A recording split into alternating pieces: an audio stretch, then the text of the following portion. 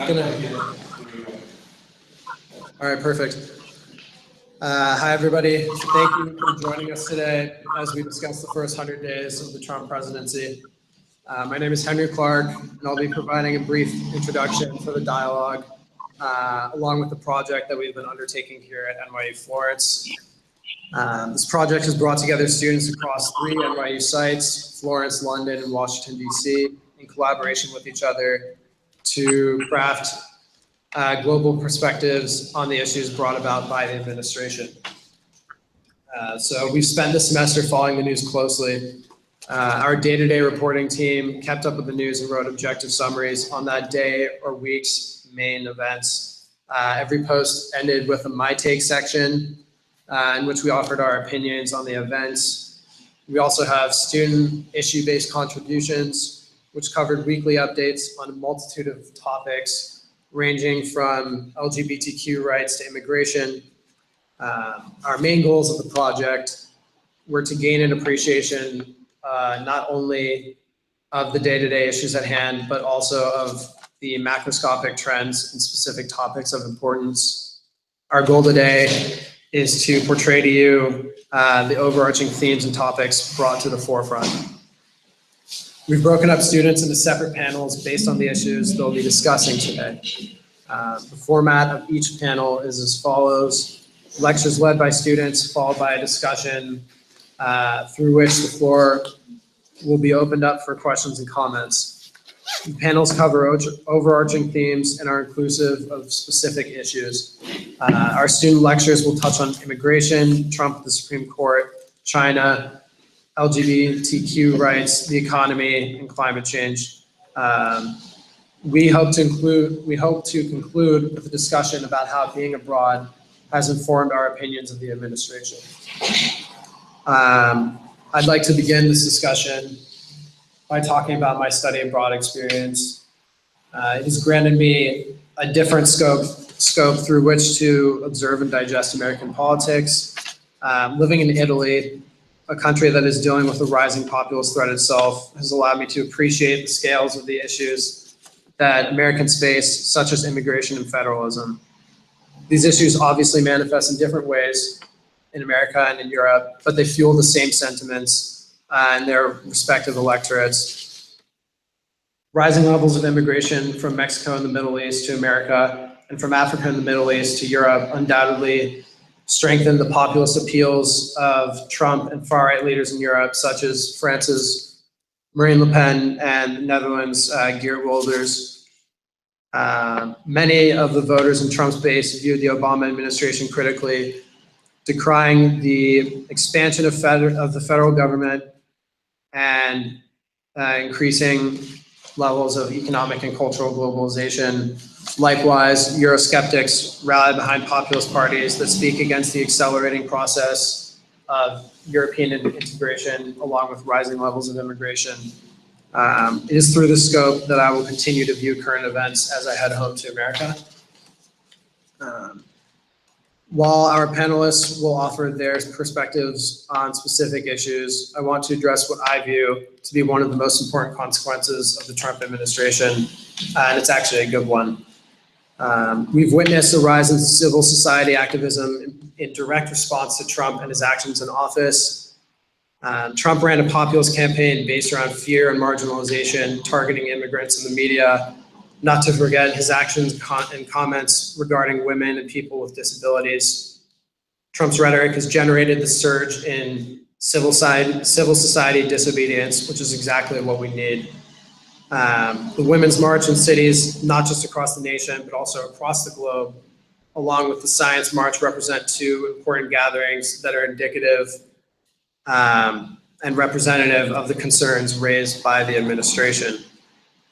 Both of the president's veiled Muslim bans were shot down by federal judges, showing that America's institutions still work in favor of democracy.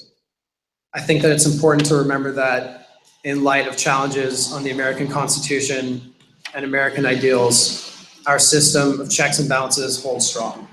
And with that, we'll move on to our first panel, which will cover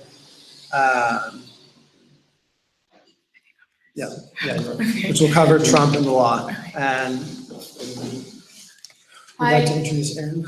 Hi, I'm Erin. I'm a sophomore at NYU. I major in politics in the College of Arts and Science. Throughout this semester in Florence, I've had the opportunity to work with my fellow peers and just covering the first 100 days of Trump. And I specifically looked into the legal side of the administration and also in our government. I'm gonna start off with the confirmation of Neil Gorsuch, which I wrote a piece on, just because it was a major event to occur in the first 100 days for a president to confirm a new justice.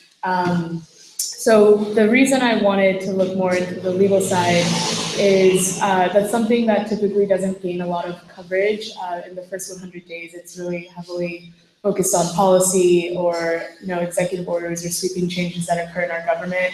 But for Trump and his administration specifically, there have just been many instances of legal dilemmas, ethical issues, and potential scandals that have come up.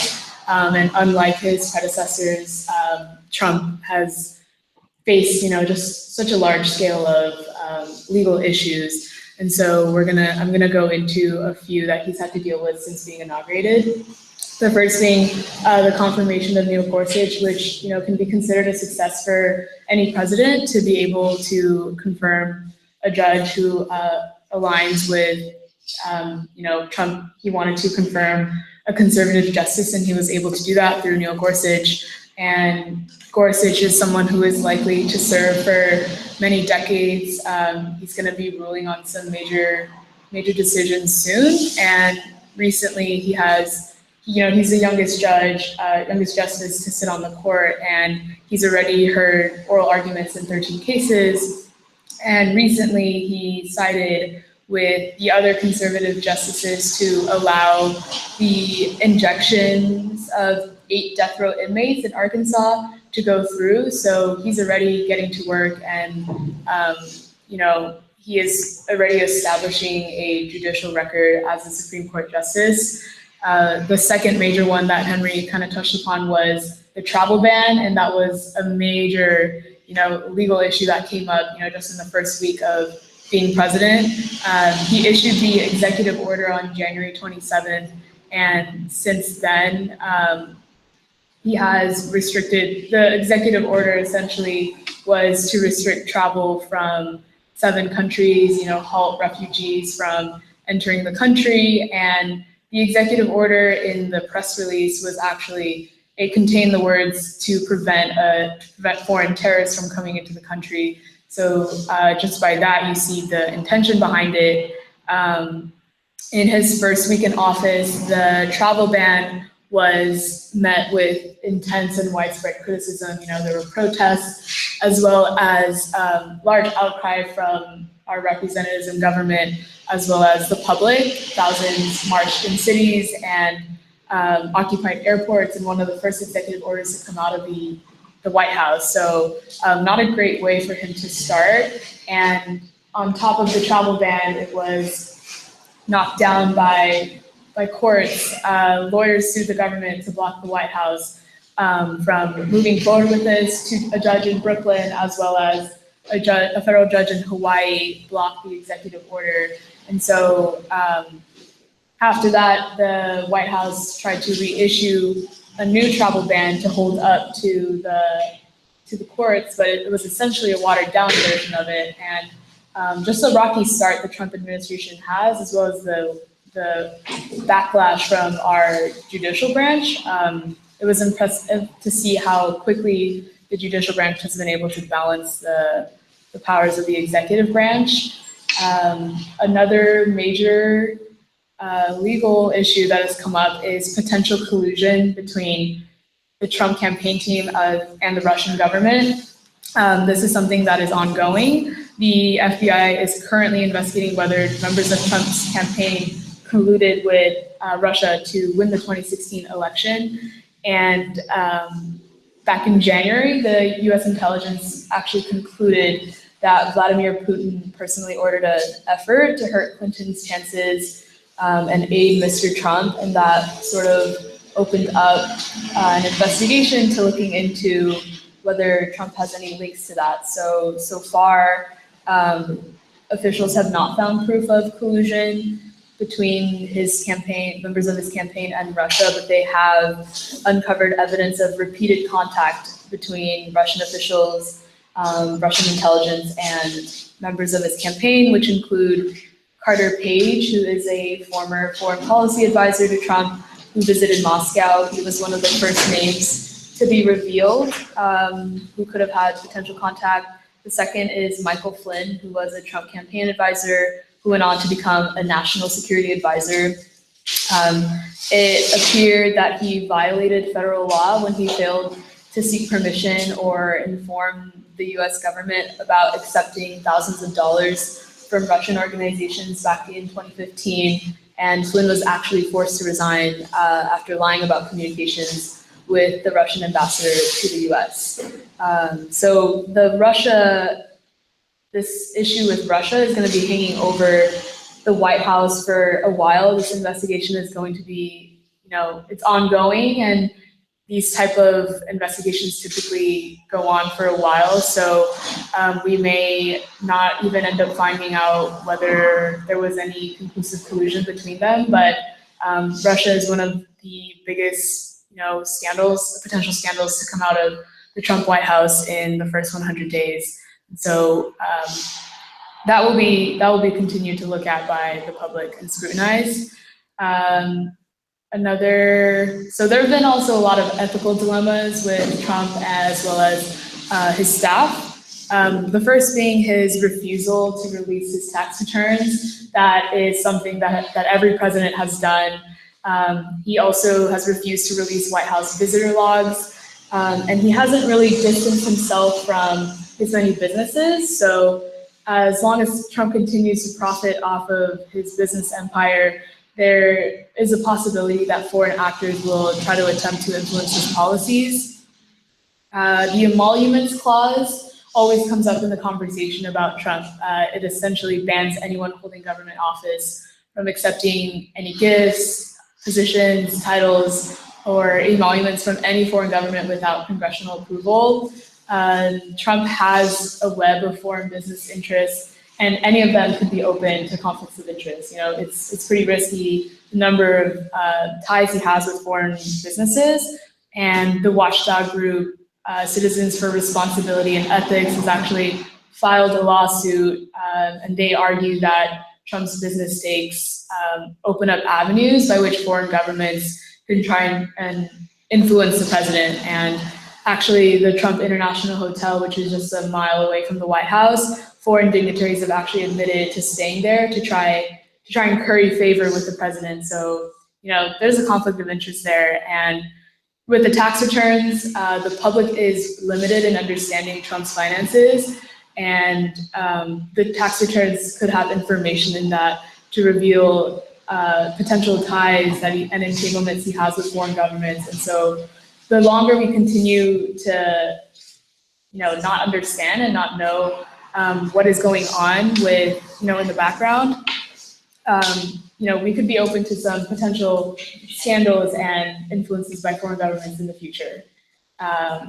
And lastly, conflicts of interest that have come up between Jared and Ivanka, since they are very close to the president and they also hold official positions in the White House. They are both currently beneficiaries of their past businesses prior to joining the administration. And unlike Trump, who is exempt from conflict of interest laws since he, as a president, Jared and Ivanka are forbidden under federal law to take any action that might benefit their financial holdings and their financial standings. And so there's just a lot of people and Trump himself who are embroiled in legal problems and legal issues. And it's been really interesting to see how all of that has been layered on top of each other and just in a short amount of period in the first 100 days. And so I think the question we're all wondering is whether any of this is grounds for impeachment. And, as I've been researching this, it's quite difficult to impeach a president, especially with a Republican majority in Congress. But if Trump does commit an official act in exchange for financial gain, or he works with another person or a company, or if it does turn out that he did collude with the Russian government, he could end up opening himself up to prosecution or impeachment, and we could end up seeing a president who doesn't even complete one term. So there's just, as everything I've gone over, there's just been so many legal challenges, and these are all things that he's going to continue to face as long as he occupies the White House. Thank you, Erin. So we're now going to move on to our section on LGBTQ rights, followed by a quick Q&A session after our three panelists speak. So we'd like to move on to Brennan in London to start, if that's all right.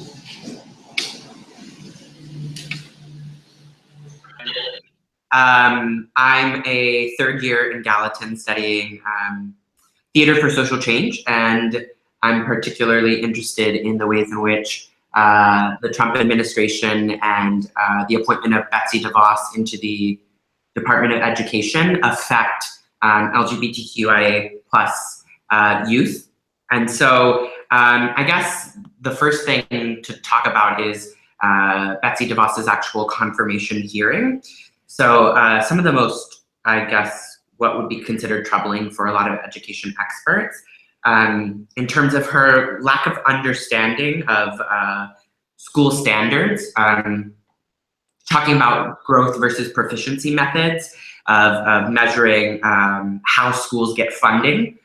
Her decision to continually state during the appointment hearing about the rights of individual states to determine how civil rights protections apply to students and how that applies to gun-free zones, and furthermore, like Individuals with Disabilities Education Act.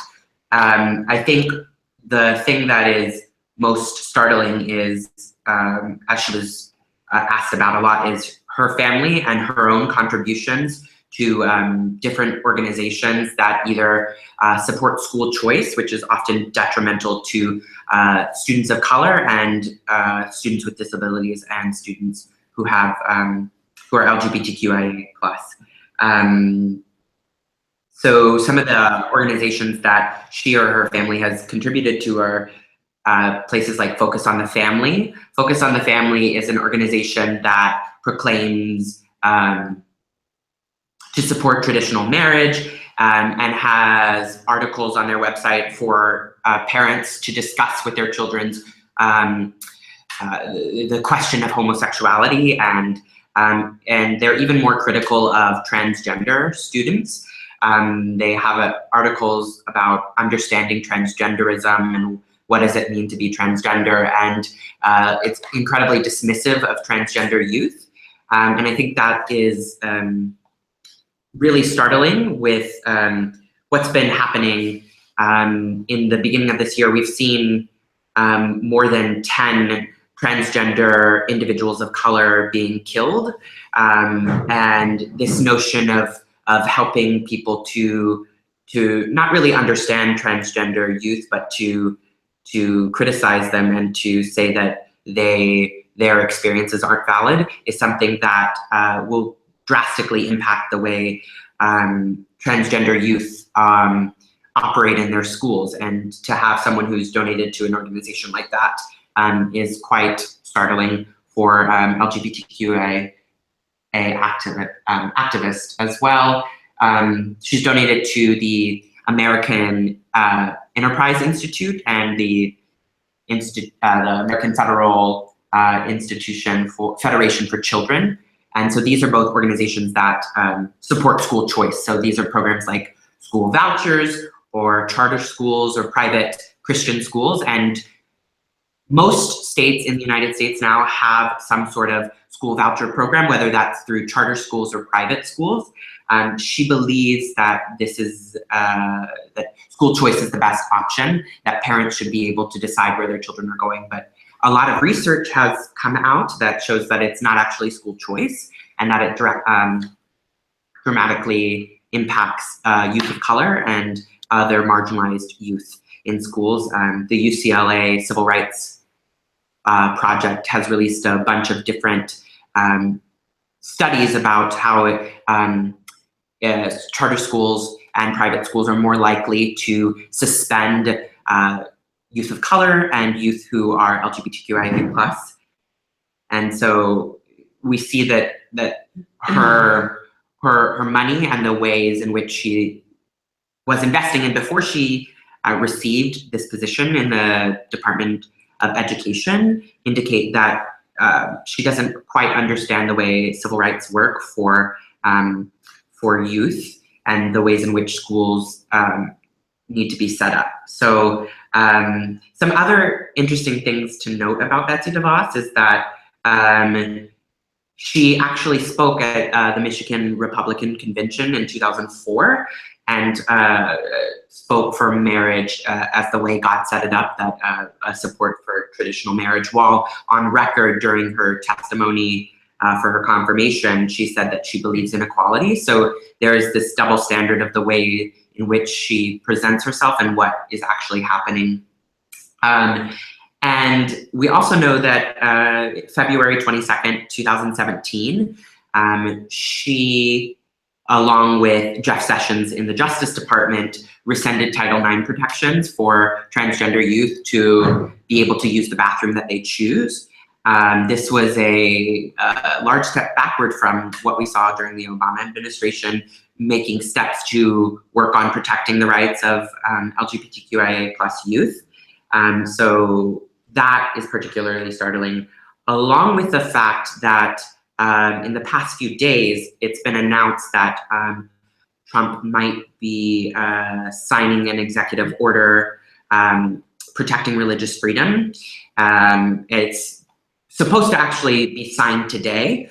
And of course, we saw laws like this passed in Indiana where Mike Pence was governor for a while, and Jeff Sessions has come on record and he won't protect the rights of LGBTQIA+ students, which is supposed to be really the last place of defense for students, is if the education department, if the executive branch isn't really doing what it's supposed to be doing, the Justice Department is supposed to step in and provide, to seek cases and to make sure that students are getting the protections that they need while they're in school. So I think all of this is quite startling, and she's often saying on record that she wants to put the students first, right? But I think the more important question is which students are being put first, and with the ways in which we're seeing the recension of Title IX protections, the emphasis on school choice, and the organizations that she donated to that are pro-school choice, I think it speaks otherwise to the ways in which she actually believes in the equality and betterment of students in the classroom.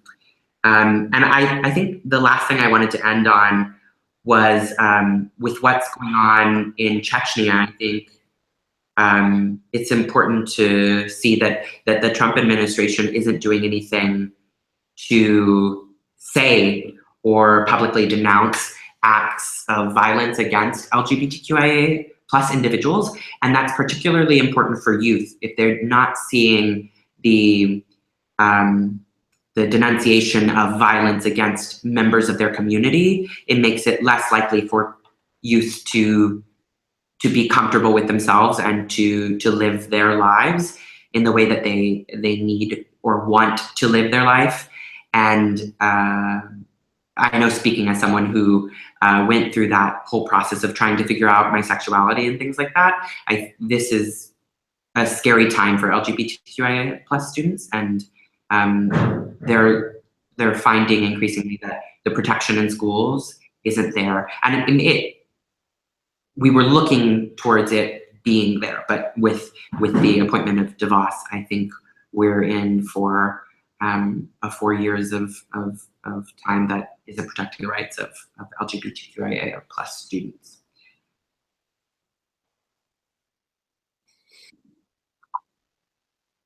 That was pretty powerful. We're going to move on to Jordan now. Okay, so I'm going to be talking mainly about trans rights under the Trump administration, which kind of intersects with what Britton was talking about a lot. So I wrote a piece on Gavin Graham, who is a 17-year-old transgender boy from Gloucester County in South Carolina. And in 2014, Gavin decided to use the boys' bathroom in his high school after his mother had contacted the school at the beginning of the school year, saying that Gavin identified as male and that he wanted to use the boys' facilities, and the school approved it. They said it was okay, but after I think about 21 days of him using the bathroom with no issue, there was a lot of calls from family members in the community and parents and students who were really outraged at the fact that he was using the boys' restroom. And so the school board changed their policy. They made a new draft, and they said that students had to use the facilities that aligned with their specific biological sex, and that students who were not comfortable with that would be given an alternative facility. So Gavin Graham, along with help of the ACLU, took the case to the courts, and it made its way through the ranks and was due to be seen by the Supreme Court in March of 2017. But after the Trump administration kind of took back the protections under Title IX, Gavin Graham wasn't able to go to the Supreme Court because his case no longer had basis. And so basically I want to talk about the two kind of big effects that this decision had, or will have. So in schools, I think that this is going to have two major effects. Both, it'll be kind of like a trickle-down effect, where because this is now on the federal level and it's approved, there will be a lot of violence in local schools, and that's already started happening in North Carolina, where a school board has allowed students to begin bringing, well, not now, but in the fall of next year, they'll be allowed to bring pepper spray to protect themselves from trans students in bathrooms. So it's literally allowing physical violence against trans students because of the bathroom they choose to use. So that's a trickle down of Trump's decision because, of course, they have the president's support, so why not go ahead? And that's going to continue to happen in a lot of small localities around the United States. Another effect is that this decision is largely going to interact with the school-to-prison pipeline.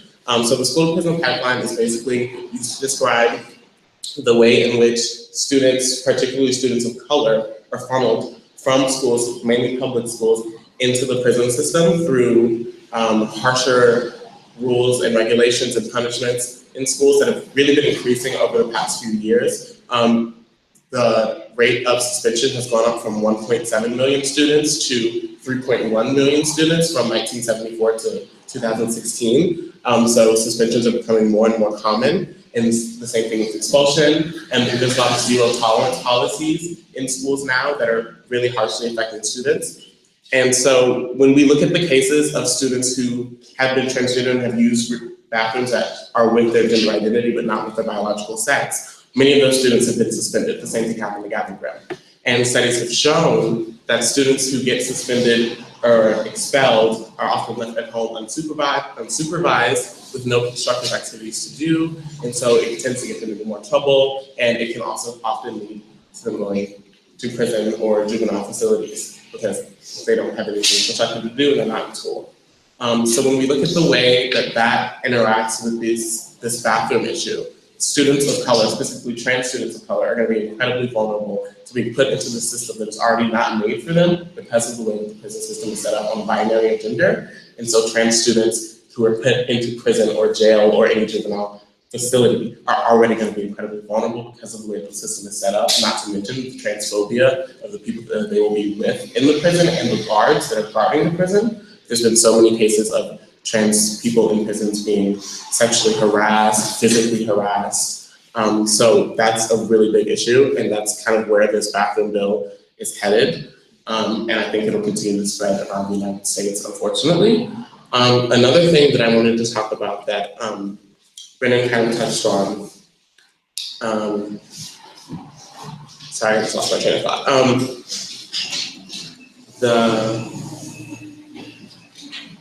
Never mind. Also, yes, I just remembered. The taking back the religious freedom thing, which isn't really religious freedom as much as freedom to discriminate. Trump has basically, like in the wording of the executive order which was released, it said that it even allows for for-profit organizations, so businesses who have religious affiliations, they are allowed to discriminate against students, or not students, but patients. or anyone who needs their help. So that's going to affect a lot of people, especially where I'm from in the South, where any medical facility in my hometown is linked to a religious affiliation. So if I break my leg, I really can't go anywhere if they decide that they don't want to treat me. And also going back to what Brennan said about the lack of education for students. I recently ran a survey last summer about how lack of sex education, specifically for LGBTQIA+ students, affects their adult sex practices. And I found that a lot of people that I know that are young adults, like 18 to 25, who identify as LGBTQIA+, have found that the reason that they often engage in unsafe sex practices or have been more vulnerable to being involved in sex work or sexual assault is because it's an intersection between the lack of education that they have and the feelings of discrimination that they experience in their homes and from their family and from their local communities. So with Betsy DeVos at the head of the education program, and with her supporting all of these companies that Brennan was mentioning, it's even worse and makes students even more vulnerable to sexual unsafety in their adult lives. So that's kind of what's going on with LGBTQIA+ people under Trump. Perfect, thank you, Jordan. So now we are going to open up the floor a bit to Q&A session on those three discussions. So I just have a quick question. This can be opened up to anyone. What do you guys think are the implications of Gorsuch's appointment? And I'm thinking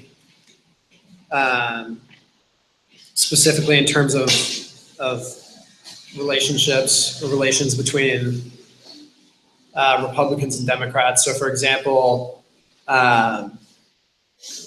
when you look at Obama and the inability, or rather lack of desire on the behalf of the Republicans to hold a hearing for Merrick Garland with regards to the Supreme Court nomination, and how they were, I guess, how they're now pushing through Neil Gorsuch. What do you guys think are the implications of that?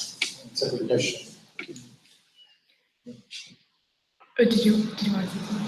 Yeah, if I could add to your question. Sure. I just thought about Aaron's presentation at the beginning about the possible conflicts of interest, the Supreme Court nomination, and let's say hypothetically that impeachment does become a possibility before the end of his first term.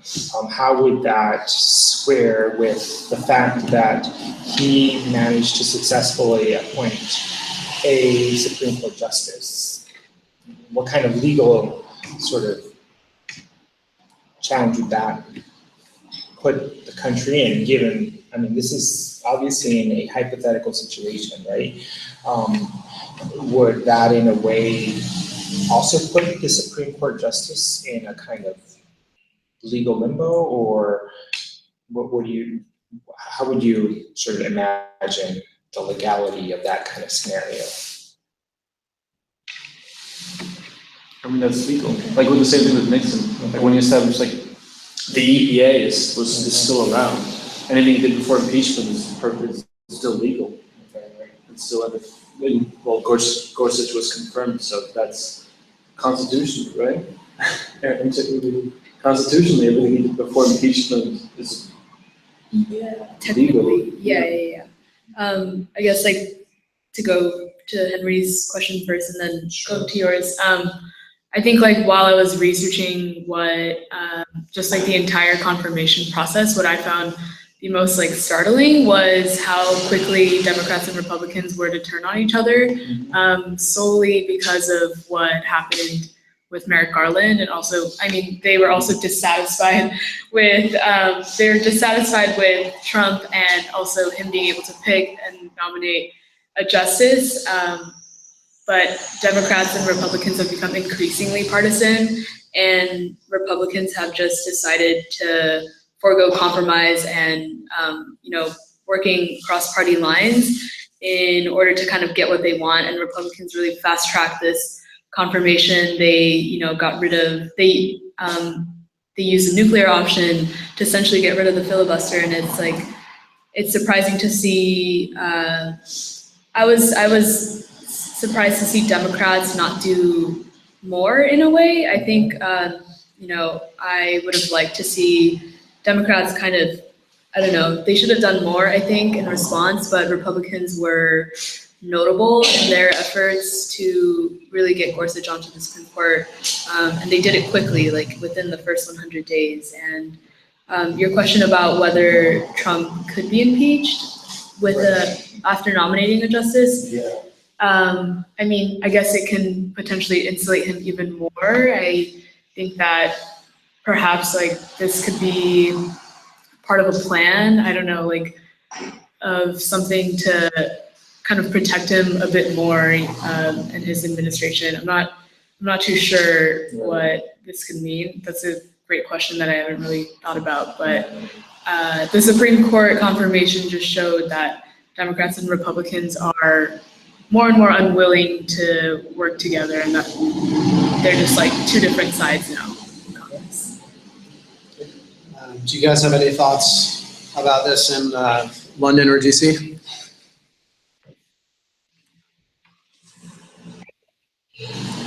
Yes.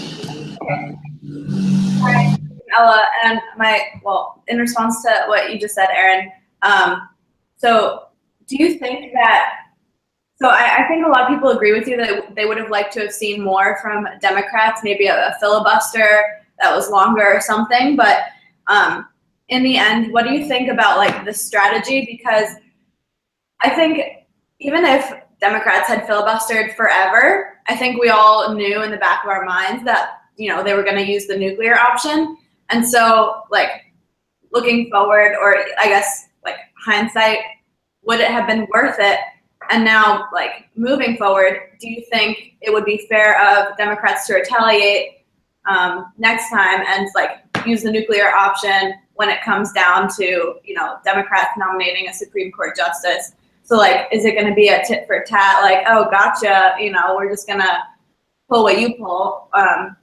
Or should we, in the face of this, say, okay, like accept this one. We're going to, take the high road, as Michelle Obama says, and they go low, we go high.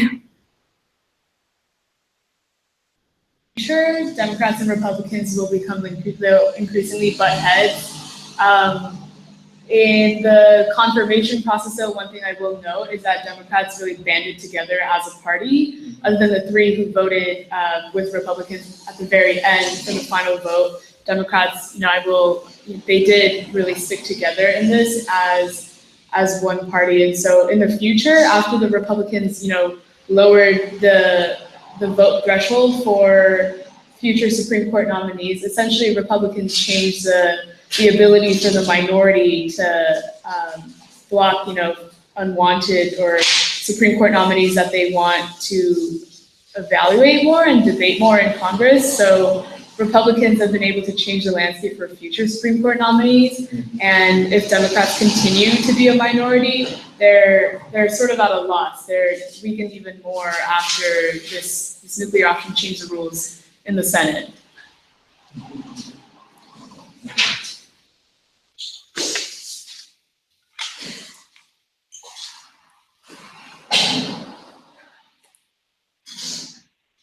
Does anybody want to discuss further LGBTQ rights under the administration, or has any standing questions that you'd like to bring to the table?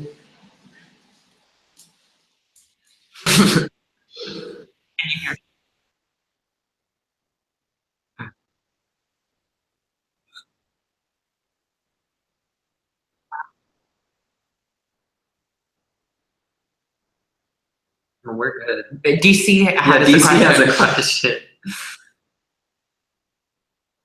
Trans individuals like Caitlyn Jenner coming out in support of Trump, and what does that mean for the rest of his term? Should it? I don't think that Trump will take Caitlyn Jenner's support and make himself a hero for trans rights at all. And I don't think that Caitlyn Jenner's support is indicative of the rest of the trans community. There's always been trans people and LGBTQIA plus people who have been more privileged than others and who have stood on the side of the Republicans and the side of the privileged. And I don't think that that will have any sort of trickle-down effect on the majority of the trans community, because the truth is the majority of the trans community is not wealthy like Caitlyn Jenner. The majority of the trans community does not have the exposure and access that Caitlyn Jenner does. So while she has the privilege to support Trump and to come out and say that and to be a voice for Trump, most people don't have that privilege and they don't want that privilege. So I don't think that Caitlyn really, I don't see Caitlyn as having ever really affected the majority of the trans community, other than giving us exposure and bringing the trans issue to public space. I think she served her purpose, and she hasn't really been able to do much more for us, and hasn't wanted or tried to do much more for us. So.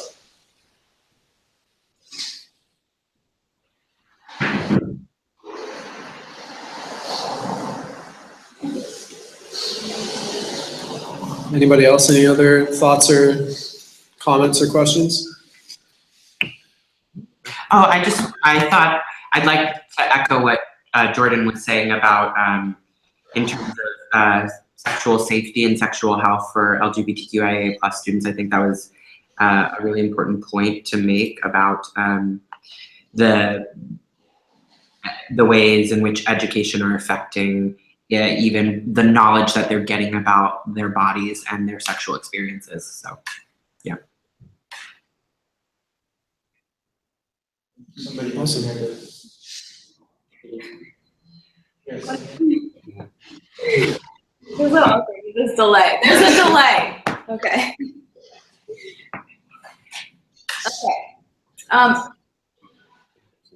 Okay. Follow-up question. So here, when I ask people here in DC how we can reach maybe people on the right or far right, and open up a dialogue and I guess get them to at least understand where we're coming from, there's not a lot of optimism there. So I'm looking for your opinion. Do you think it's possible for us to reach people who hide behind that shield of, oh, I'm just looking for religious freedom to believe what I want to believe? So is it possible to reach them? I think it is. I think also that having those conversations takes a certain level of privilege. I hear a lot of people saying, oh, we have to engage with the people who are hating us, we have to speak to them, and I understand that, but also as a trans Black woman, my life is in danger. So I can't talk to everyone that has these very strong opposing views because I don't know what's gonna happen to me and to my body. But I do think that there is a chance to engage with these people and to have honest conversations, especially what really opens up the mindset of a lot of the people who are very against trans rights or trans identity because of their religious beliefs, is having someone that they know or someone that is close to them go through this process. Like personally, my family. My family is very religious. I've seen my family cheer in church at anti-trans sermons. However, I think seeing someone that they know go through this process is something that kind of helps them start to understand. And that's not something that's possible for everyone, it's not. But I do believe that most people have empathy. I would hope that everyone has empathy, but I don't like to use blanket statements like that. So it's a difficult process, but it is a process that can happen. And I think it starts with seeing the humanity in everyone and seeing that trans people are still people no matter what, and that we deserve to live first and foremost.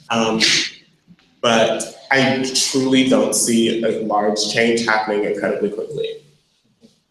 Yeah, I would echo that. I think it starts on the individual level about the people that are around you that you know that support these kind of ideologies, and so it starts on the conversations that you're having with individuals on that level. And as someone who has more privilege, these are conversations that I have to engage in. I have a responsibility as someone who has more privilege to talk to people when I hear non-trans inclusive statements, or when I see someone's life in danger. These are the responsibilities that I have. And I think these are things that we have to take on as people who believe in the humanity of people. So. Perfect. So with that, we're going to make our transition to the domestic policy section of this discussion. We're going to start with immigration. We have 2 students speaking to that topic. We'd like to send it to Maria in DC. Hi, so thanks for everyone for being here. So I'm here to discuss Trump's immigration policy with specificity to the U.S.-Mexico border wall, U.S.-Mexico relations on both sides. Then I want to talk about the economic, political, legal, constitutional, and diplomatic consequences that building such a wall on the southern border would have on the United States.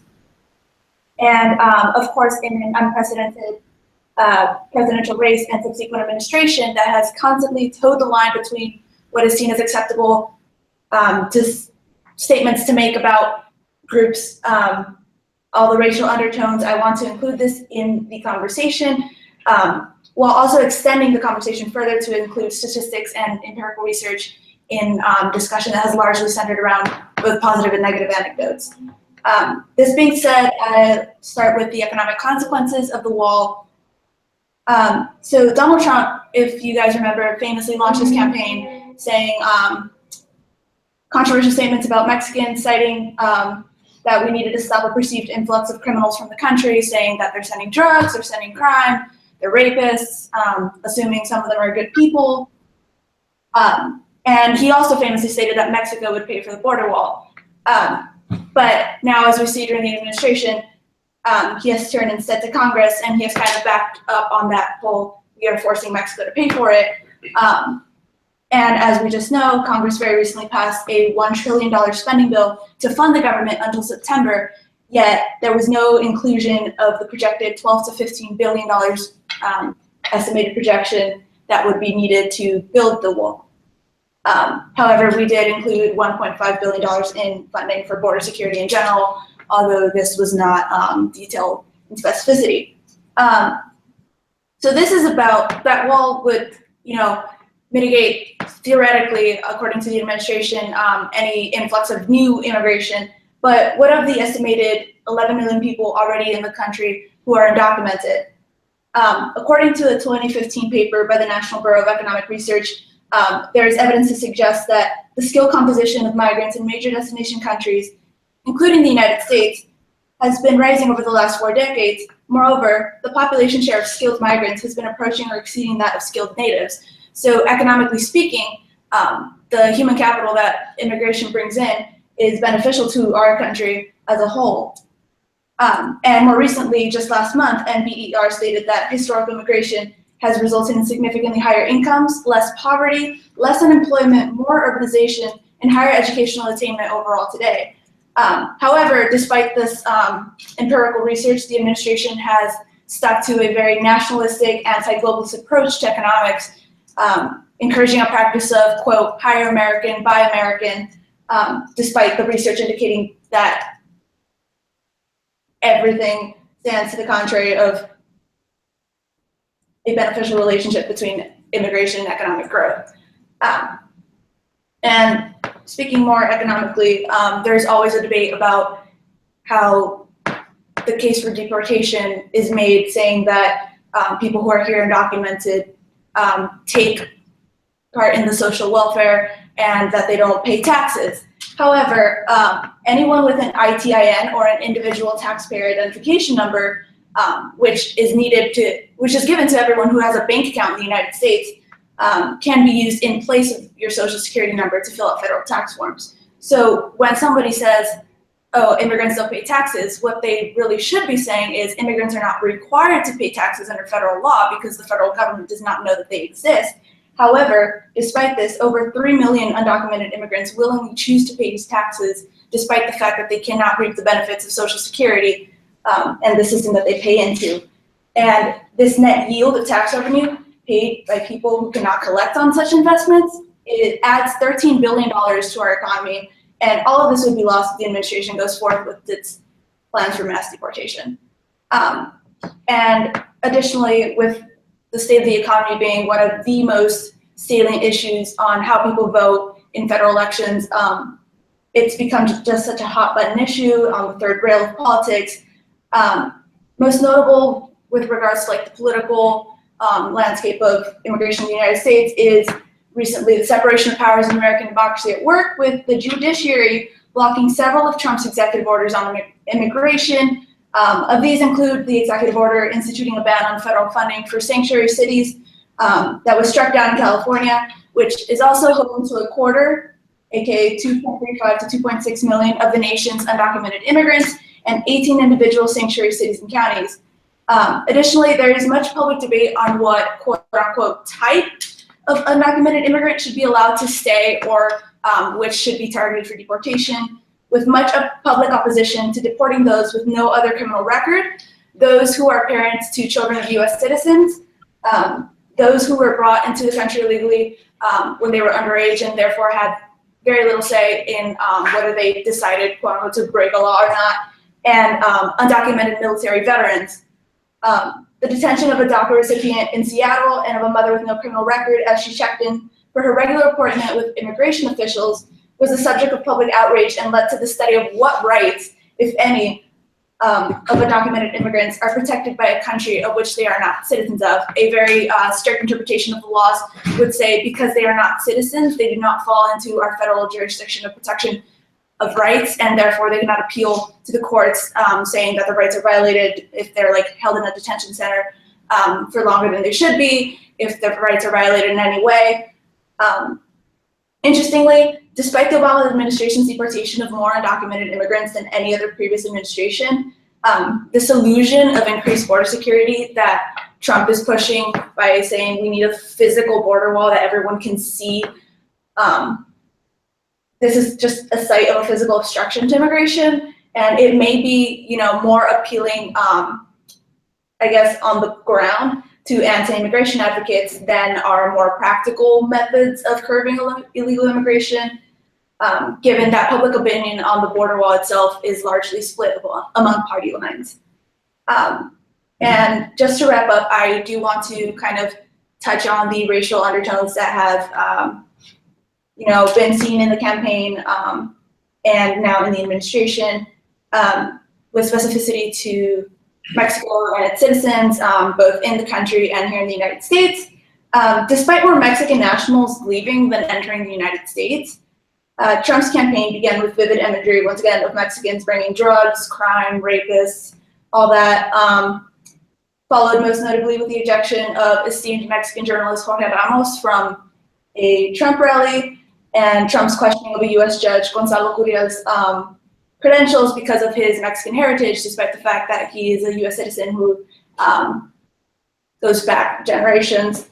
I also want to note that these statements were made against the Mexican community in general, and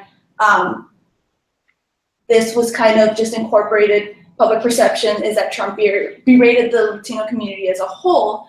And I want to talk a little bit about the danger of perhaps using such an umbrella term. With the word Latino encompassing those with roots in over 20 countries, and with 29%, aka more than 1 in 4 people of this ethnic group voting for Donald Trump in the election, there is some danger that lies with the good intentions of activists who wish to, you know, gather public support for friendlier immigration policies, assuming that the Latino community is this monolithic entity of single-issue voters who are all pro-immigration. If you look at the public opinion by Latino subgroups, there are some groups that are much more conservative than others and may or may not, you know, fall into this umbrella single-issue voter pattern. nonetheless, the president has made these statements against a large group of individuals with little basis in fact and statistics. Instead, he favors more emphasis on these dramatic anecdotes, starting a hotline for calling in to report crimes committed by undocumented immigrants that could lead to racial profiling, leaving local jurisdictions of police forces to work with ICE, which could lead to racial profiling in itself, asking people who, quote unquote, appear undocumented, which often translates to appear Hispanic, appear to have darker skin, that kind of thing, and just asking them, regardless of their citizenship status, detaining them, that kind of thing. And the extent to which this will retain its power, its strength, as the administration continues its day-to-day activities will, I suspect, resemble the last tumultuous 100 days. And I can only personally hope that it aims to ensure policies that affect all Americans with equality and all non-American citizens with dignity and respect. Thank you, Maria.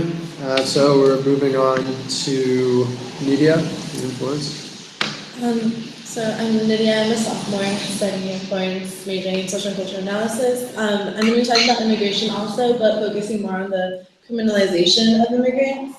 Has been a prominent theme during all of Trump's candidacy, as was talked about before, and also now during his presidency, through both his rhetoric and the policies that he's trying to put forth. I'm mostly going to be talking about the Latinx and Muslim immigrant communities, because that's what we've been seeing that are mostly targeted through this criminalization. So the criminalization of immigrants isn't a new concept that has just like emerged in our country with the election of Trump. It's existed a lot before Trump, but it's been a lot more hidden too. So even during Obama's administration, undocumented immigrants were deported at a much higher rate than any of the previous administrations. And however, even now, there's been a noticeable shift in the rate of arrests and deportations that have been made. So a study from the Washington Post showed that there's been a 32.6% rise in arrests from the same period last year. So from the first 100 days. And then again, if you're comparing, many of these immigrants who are deported are first held in detention centers for weeks or months, and they're known for inhumane conditions because most of them are run by private for-profit companies who make more money by spending less on the people that they're detaining. And a bed quota was established with ICE in 2009, so the year of Obama's inauguration, that just set a number of minimum beds that needs to be filled by immigrant detainees in these detention centers. It has been slowly rising. Now it's at 34,000. Trump wants to raise that even more. So while criminalization of immigrants isn't something new, what is new is it's becoming a lot harsher, and we now have a leader who legitimizes xenophobic and Islamophobic rhetoric, which is like the base for this criminalization. Also, having a president who normalizes hate speech then in turn results in more hate crimes and honestly xenophobic and Islamophobic policies. As we have seen with the Muslim ban that he tried to enforce through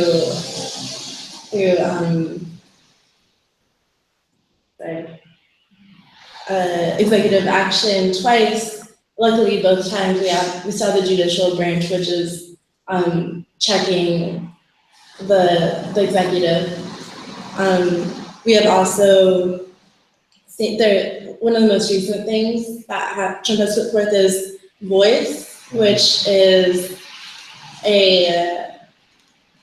it stands for Victims of Immigration Crime Engagement, and it's a new agency under ICE which provides a hotline for any victim or witness of a crime that's committed by an immigrant, or any individuals who are acting at the request of a victim or witness. So, which is like way too broad.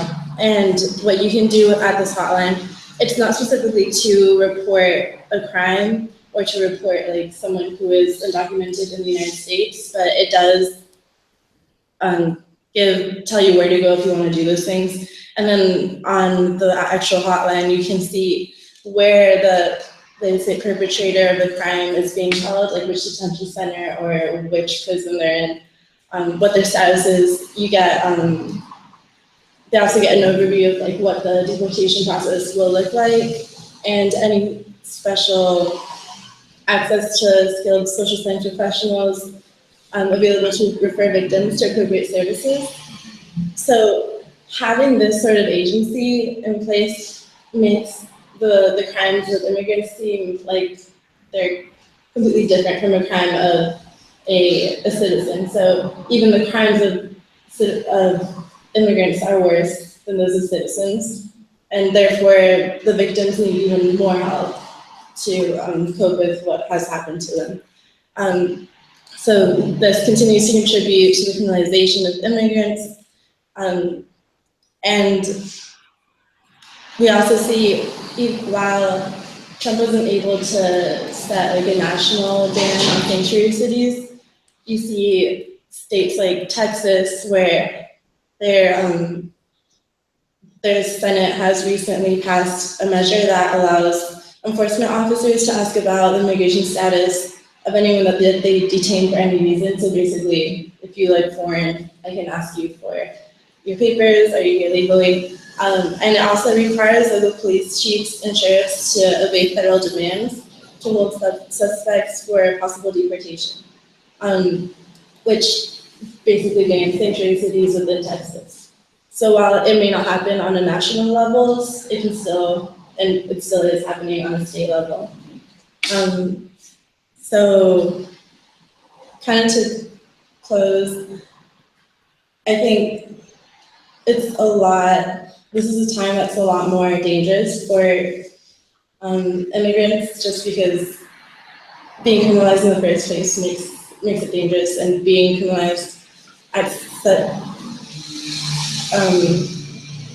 a more harsh way that's also being normalized can be scary. But we do see a lot of people that are trying to resist this criminalization. You see demonstrators like blocking detention centers, blocking buses that are carrying immigrants that are going to be deported.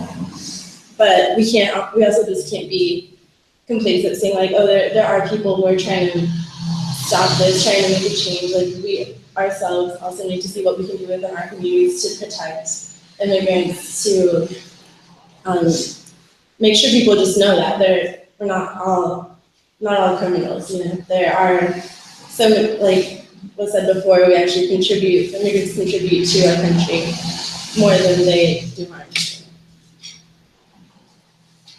Thank you, Nidia. So continuing on with the domestic policy discussion, we'll be moving on to Walker in London, who will be talking about the economy under Trump.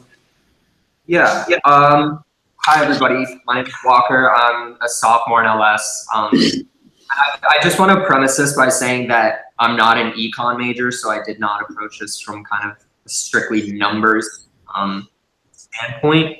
I just kind of wanted to offer some clarification on some of the legislative action and the directives that the administration has taken from the point of view of somebody who maybe doesn't really understand all the technicalities of it. But yeah, anyways. So from the start of Trump's campaign, I would argue that the economy was really one of the bigger issues that he was championing, both because the economy was portrayed by him as being in disarray, which translated into his decades of business experience somehow being qualifications to run a federal government, which is really a point to me that remains quite confusing because, per definition, the federal government and businesses have two completely different ends, and running the one like a business just goes against all logic. But anyways, so yeah, time and time again, we heard the slogan, Buy American, Hire American. That was actually an executive order that was signed a couple days ago. We heard him rail against TPP, NAFTA, and vowed to repeal estate and alternative minimum taxes, which I'll talk about a bit more later. The first indication of where he was heading with his economic policy was on October 22nd, when he released that contract with America, that plan of action for his first 100 days. And within the pieces of legislation that he proposed in that contract, there were three kind of focused on the economy. The first was called the Middle Class Tax Relief and Simplification Act, which is tax cuts, which again, I'll discuss later. Something called the End the Offshoring Act, which is meant to establish tariffs to discourage companies from laying off their workers in order to relocate in other countries and ship their products back to the US tax-free. And then kind of a secondary one called the American Energy and Infrastructure Act, which is meant to leverage public-private partnerships, which is, again, the entire point of the federal government, pretty much. And so even before the election, there had been nonpartisan analyses of both candidates' tax plans as outlined on their websites by the Tax Policy Center. And there was kind of the first warning bell, because the analysis of what was outlined on Donald Trump's website predicted a reduction of federal revenues through tax income, obviously, by $9.5 trillion over the next decade, which, unless accompanied by very large spending cuts, could increase the debt by nearly 80% of the GDP by 2036. So that was before the election. Fast forward to after, legislation-wise, the kind of hot topic has been the tax plan that was released this past week. It was a single-page plan with bullet points, so really, spectacularly skeletal legislation. But that's been kind of a trademark in this administration, apparently. So some of the proposed actions include stuff that could, on the surface, appear beneficial, including a reduction of brackets from 7 to 3, and tax cuts for the middle class. But as we all, by this point, should know, it's always, they always say they're going to cut taxes for the middle class, but upon a closer look, it's actually the wealthiest who are going to benefit most. Some of the main points of the proposal released Wednesday include slashing of a corporate tax rate to 15%, and allowing for business owners to tax their income through their businesses, which would essentially take them from the highest bracket, at the highest proposed bracket, which is 35%, and allow them to pay 15% on that. The repealing of the two taxes that I mentioned earlier, called the estate tax, which again affect a microscopic portion of the population. For example, the alternative minimum tax affects less than 20% of people making more than $1 million. So like really not very many people. But lo and behold, you go and look at those 2005 tax returns that were released, and the alternative minimum tax for Trump accounted for 80% of his tax rate that year, and would have saved him $31 million. But yeah, kind of in the most recent analysis of this tax proposal, the Tax Policy Center forecasts that 51% of the total benefits from that plan would eventually accrue to the wealthiest 1% of taxpayers.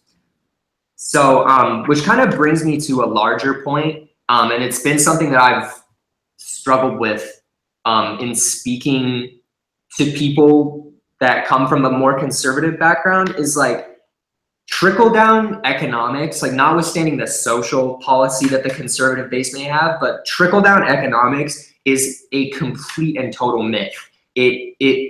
Bush Sr. called it voodoo economic policy.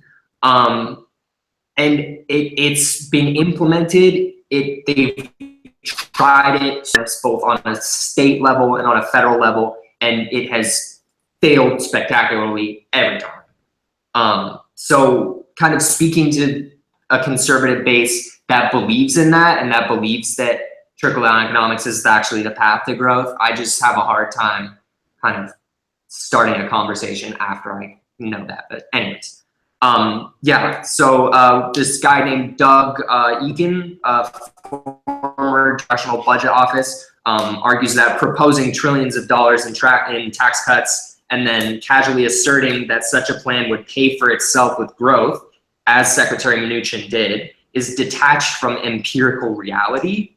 And so this has really been called a reckoning for Republican deficit hawks, because, you know, historically the conservative base has not liked to drive up the deficit too much. But again, Committee for a Responsible Federal Budget estimates lost tax revenue over the next decade would be between $3 and $7 trillion, with a base case estimate of 5.5 trillion.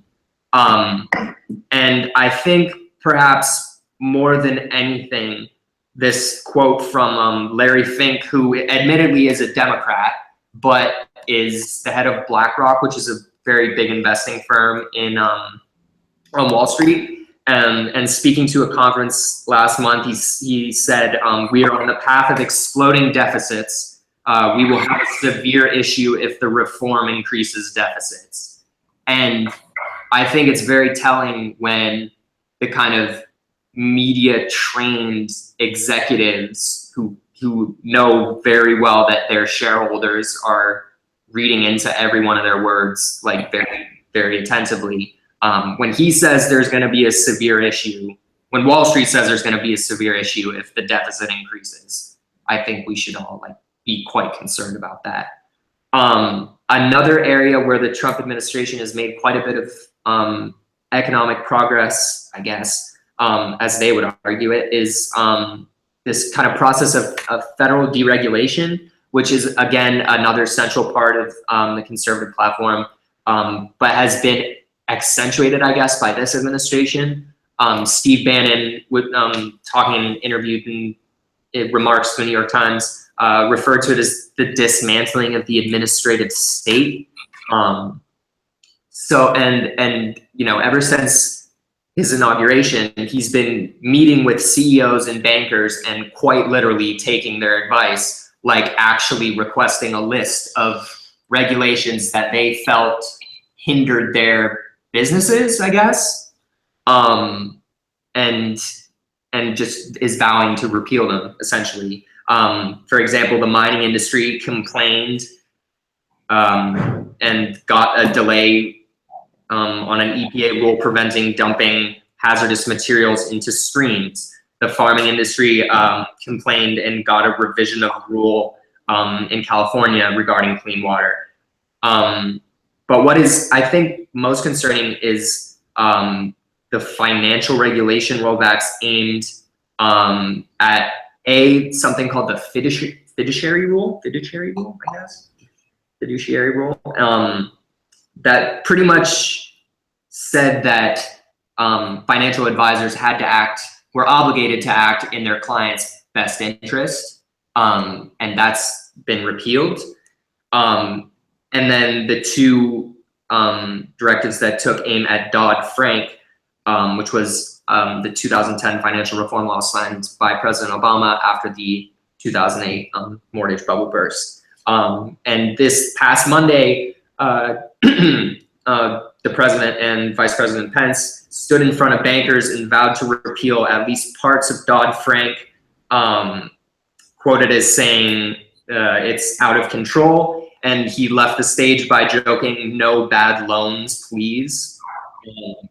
And, you know, they're up until this point, they're just executive orders that are ordering revisions of parts of laws. So there actually has been no legal impact there yet, but it's, you know, it's kind of concerning to see the direction in which it's headed. I wanted to offer up a bit of clarification on two other aspects of kind of the economics concerning Trump. One was the blind trust.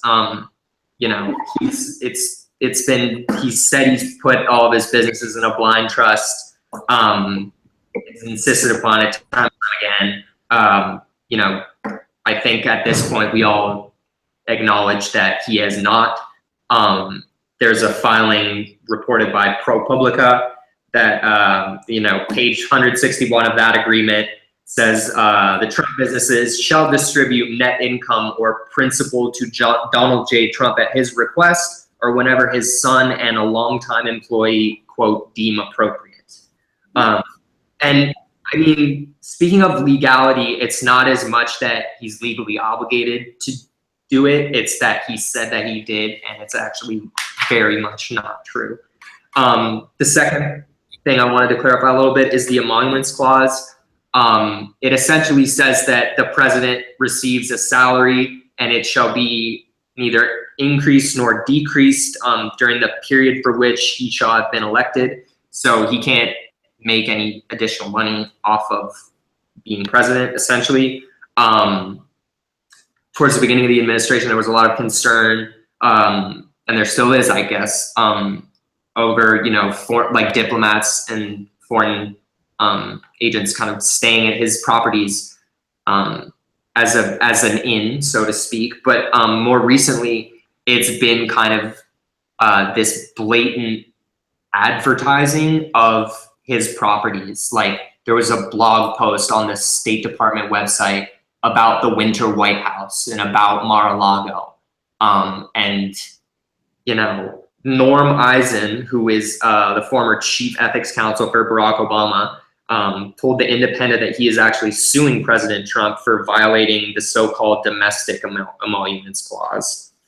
And Trump, you know, symbolically donated his first quarter salary to the Parks Department. He said that he doesn't want to make money off of being president. But I saw a headline yesterday that said the donation to the Parks Department wouldn't cover the costs of 86 feet of walkway in a park. And so kind of to conclude, it's like, it's very unclear. But at the same time, objective indicators are not very promising. The first quarter GDP growth is down to 0.7%, down from a projected 1%. The slowest it's been since the upturn and down from Obama's relatively consistent 2% growth rate. Just to give you an idea, Trump's tax plan would need a 4.5% growth rate to pay for itself.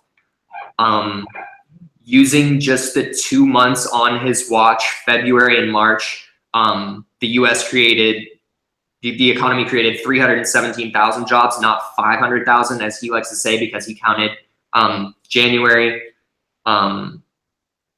in that campaign ad that he released a couple days ago, the 100 Days campaign ad.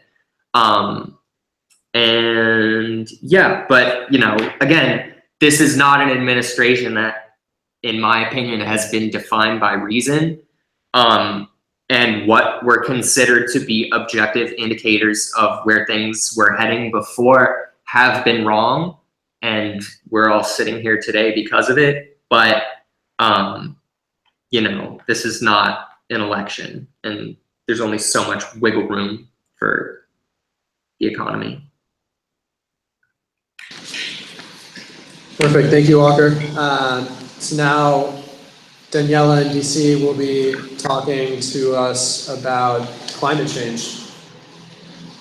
Yeah, so is there any way, before we get into that, could I, while we're on the topic of taxes, could I ask a question about taxes, or should I hold it? We're thinking of doing a 15-minute or so discussion after all of the, or I guess after your presentation.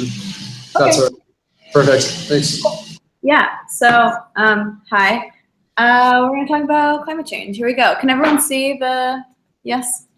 Yes. Screen share? Cool. So I'm gonna walk through a few of the players first. So if you all don't know, this is Myron E. Bell. He was in charge of leading the transition for the Trump administration. So just to give you a scope, I guess, of where they started out. That is a quote, Myron Ebell. We were here in DC, we were unfortunate enough to host an event where he attended and got to speak. And I'll get into some of his stances in a little bit, but he identifies as not a climate alarmist, and he does not believe in, like, quote unquote climate deniers. So I'll get into him more later. And then we have EPA Administrator Scott Pruitt. You know, he shares some of the same, I guess, ideals as Myron Ebell. Scott Pruitt has sued the EPA 17 times in the past. He's been a strong critic of a lot of their actions in the past administration. Of course, it's not a bad thing to be critical of any government agency, but to the extent where Scott Pruitt is currently hindering and dividing the EPA and their ability to act as advocates for the environment, I would say he's not so great. And then, of course, we have President Trump, and we've all seen the tweets. He is definitely not an advocate for the climate, for the environment, and his stance, which we'll also get into, is more of an advocate for coal and jobs and quote unquote smart energy. But unfortunately, you know, throughout his campaign, we saw him playing to middle America and those who hold jobs in coal. And unfortunately, that the industry of coal now actually is only able to provide as many jobs as the bowling industry. So it's not actually as lucrative a field as the president would like to have us believe. So I think there's a little bit more at stake when it comes to the climate compared to a few 100,000 jobs. Okay, so as we've seen, these actors and the administration have used language to kind of flip the issue of climate change and the environment on its head. They kind of change it from what we really should be concerned about is the environment and climate change in our future and our ability to sustain life on this planet with 7.5 plus, you know, and growing billion people.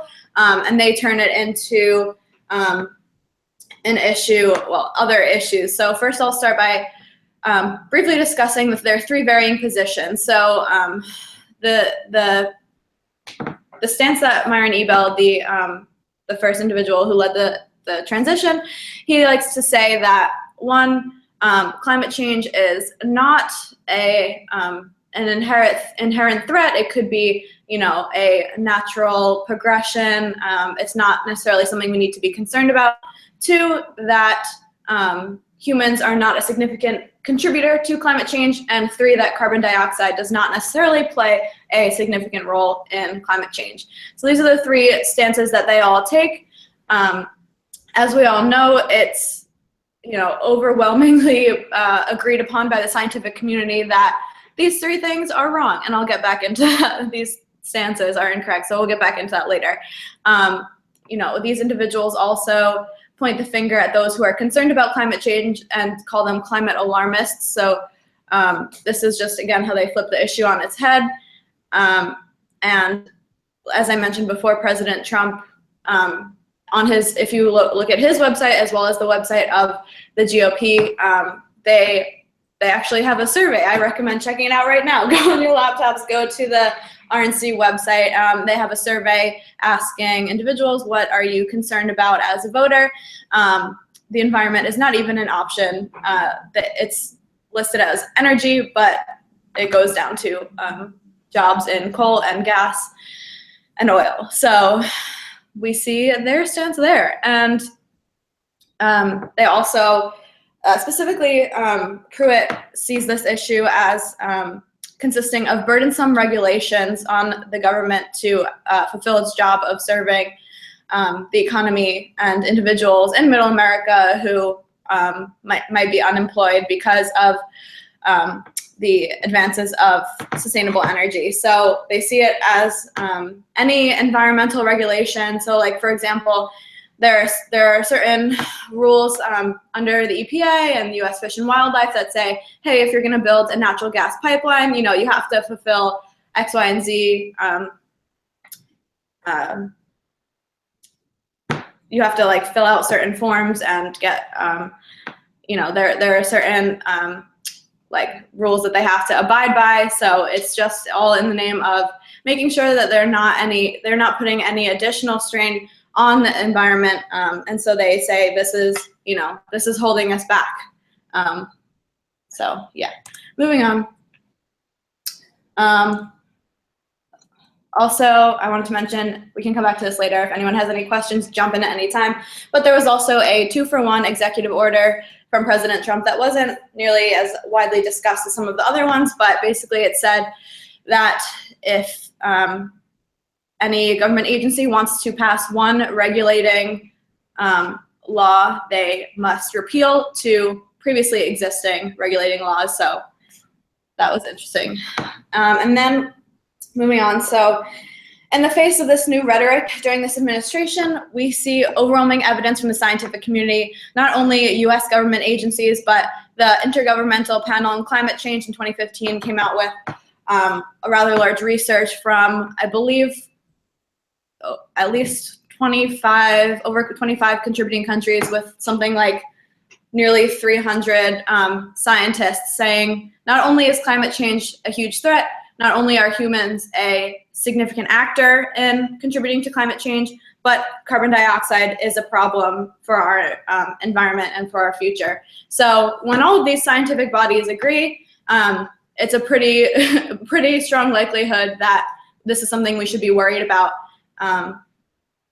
So yeah, this administration, including, you know, Myron E. Bell, he went on record saying the more scientific research evidence we have from scientists in the scientific community, the more we need to poke the conclusions drawn by these research papers. So it's an unfortunate anti-fact, anti-science rhetoric, and this is something we've heard throughout all of the presentations today, just denying fact and reason. So I think this is something we could discuss later as well, but as students and as individuals who are seeking knowledge, I think it's important that we continue to pursue science and spread information that is peer-reviewed. So yeah, we see this throughout history. We've seen leaders who, you know, want to take ultimate control over their country or their state, and they also presented this anti-fact rhetoric. So it's quite dangerous what we're seeing here in these first 100 days. And looking back, just comparing to the last administration, climate change was one of President Obama's foremost concerns and priorities. He often said that climate change is one of our biggest threats as a people, as a world, and it's one of our biggest threats to the future. So just to compare, I guess, the different stances between these two administrations, it's really dangerous considering that President Trump has said he wants to pull out of the Paris Agreement from COP21. This is just an agreement that hopefully would hold the international community to their promises on making progress for the climate. So it looks like we'll be seeing even more backsliding in the rest of President Trump's term. But it is our responsibility as Democratic members of this nation to continue to stay involved on the local level and make sure that our local representatives, our state governments are not partaking in this backsliding. So we had a goal of reaching 350 parts per million of carbon dioxide in the atmosphere. That's what the scientific community says is a safe level for us to return to. We currently are beyond that point, and that's something that we should really strive towards achieving. But I pose this question to you all. Do you think it's possible we can do this, return to this goal, bless you, under this administration? I don't think so, but I think we should definitely keep fighting bill by bill. Stay aware of what legislation is coming up. Unfortunately, right now, there are other things that are a priority for some individuals as it impacts them and their rights directly. Not unfortunately, I mean, it is unfortunate that this is happening, but we have a lot to be concerned about. So I think it's just important that we also stay focused on the environment, as it'll be easy for us to backslide in these coming years. We can also focus on our individual impact in these coming years. The choices that we make definitely have an impact on the climate as well. So even if we can't convince this administration to make climate change a priority, we can make it a priority for ourselves. So those are my thoughts. Thank you. Perfect, thank you, Danielle. So you mentioned that you had a question on tax reform. Do you want to pose that for the group? We can now open up the forum for discussion. Sure. So my question was, here in NYU DC, some students were fortunate enough to meet with the only Republican representative from New York City, Dan Donovan, and he said something about corporate taxes that was interesting.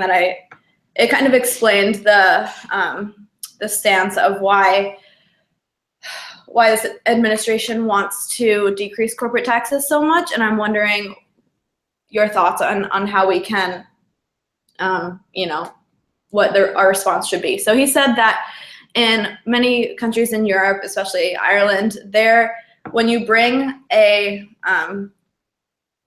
corporate business over there and you build a factory or something, their corporate tax rate is something insanely low, like 7 or 8%.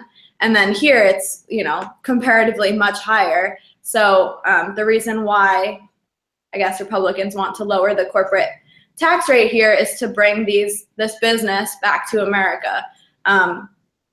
They're, I guess, prioritizing the American economy, but a 7 or 8% corporate tax rate is obviously not feasible right now here without having a huge toll on the average American taxpayer. So what do you think our response should be to this, I guess, viewpoint?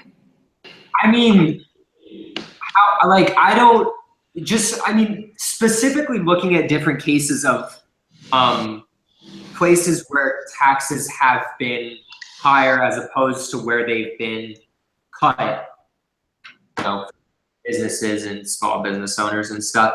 And there's no connection between economic fruition and low corporate tax. There's no reason that a lower corporate tax rate would necessarily mean more. But California, for example, that has pretty much the highest corporate tax rates in the US for that matter, is home to Silicon Valley, which, California on its own is the 7th biggest economy in the world, maybe the 6th.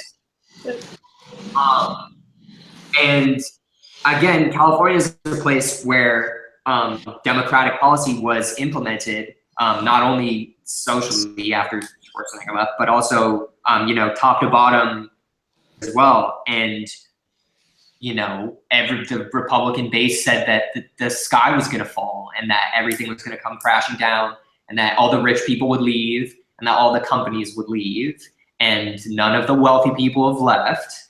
California doesn't have a deficit anymore, although I was reading about that the other day and that's kind of a misleading statement because they're also kind of precarious right now.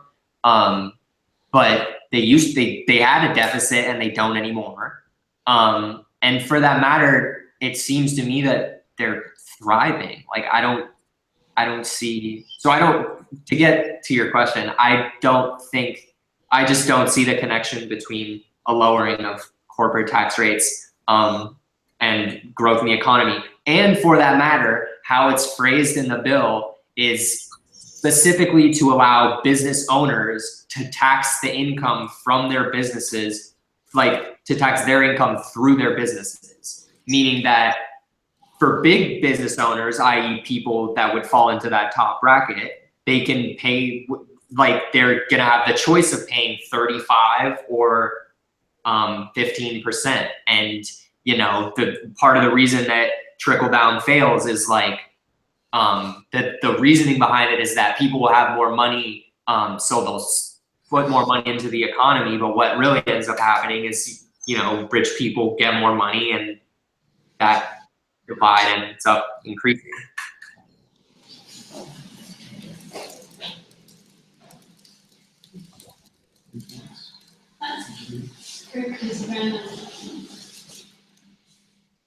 So I guess this is a really open-ended question. I'm curious to see your guys' opinions, but in light of Trump's violations of the emolument clause and the lack of response by the GOP, what, in your opinion, do you think it would take for Trump to get impeached? What would he have to do to make the GOP finally put country over party? Let's see. So pretty much in this country, we've only tried to impeach people if they've had some kind of sex scandal or the Watergate scandals. But given that Trump already had a very tumultuous reputation with regards to sexual assault and sexual respect, I think that just kind of got thrown out the window. Like if he were to quote unquote pull a Bill Clinton, I don't think that would stand any grounds for impeachment.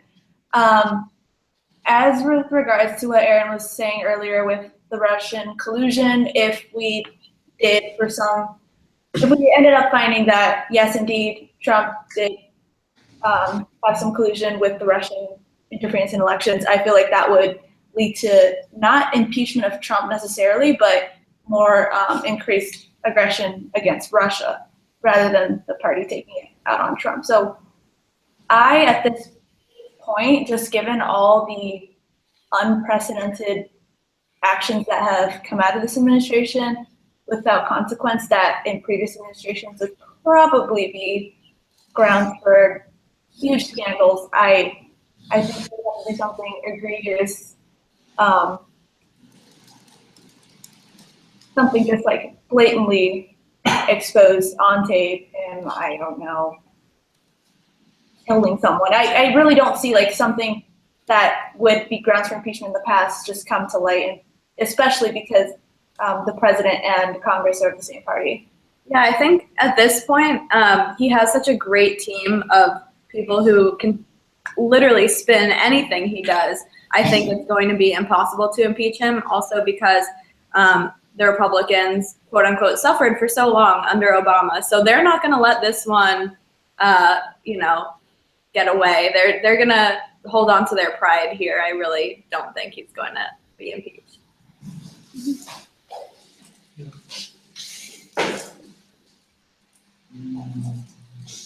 You guys have any other thoughts or questions on either immigration or the economy or climate change?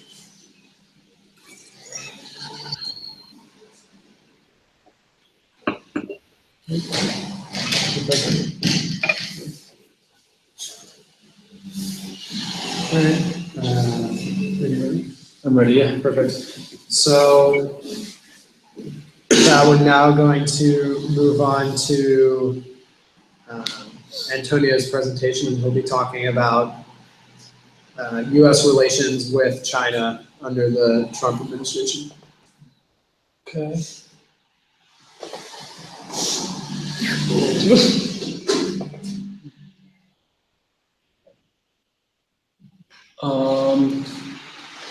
I'm sorry, this will be a second. We're trying to do this green share.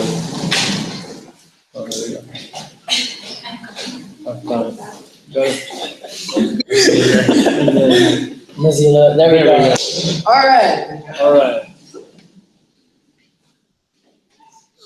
Okay, so I'm going to be doing Trump and his relationship with China and what he said about China so far.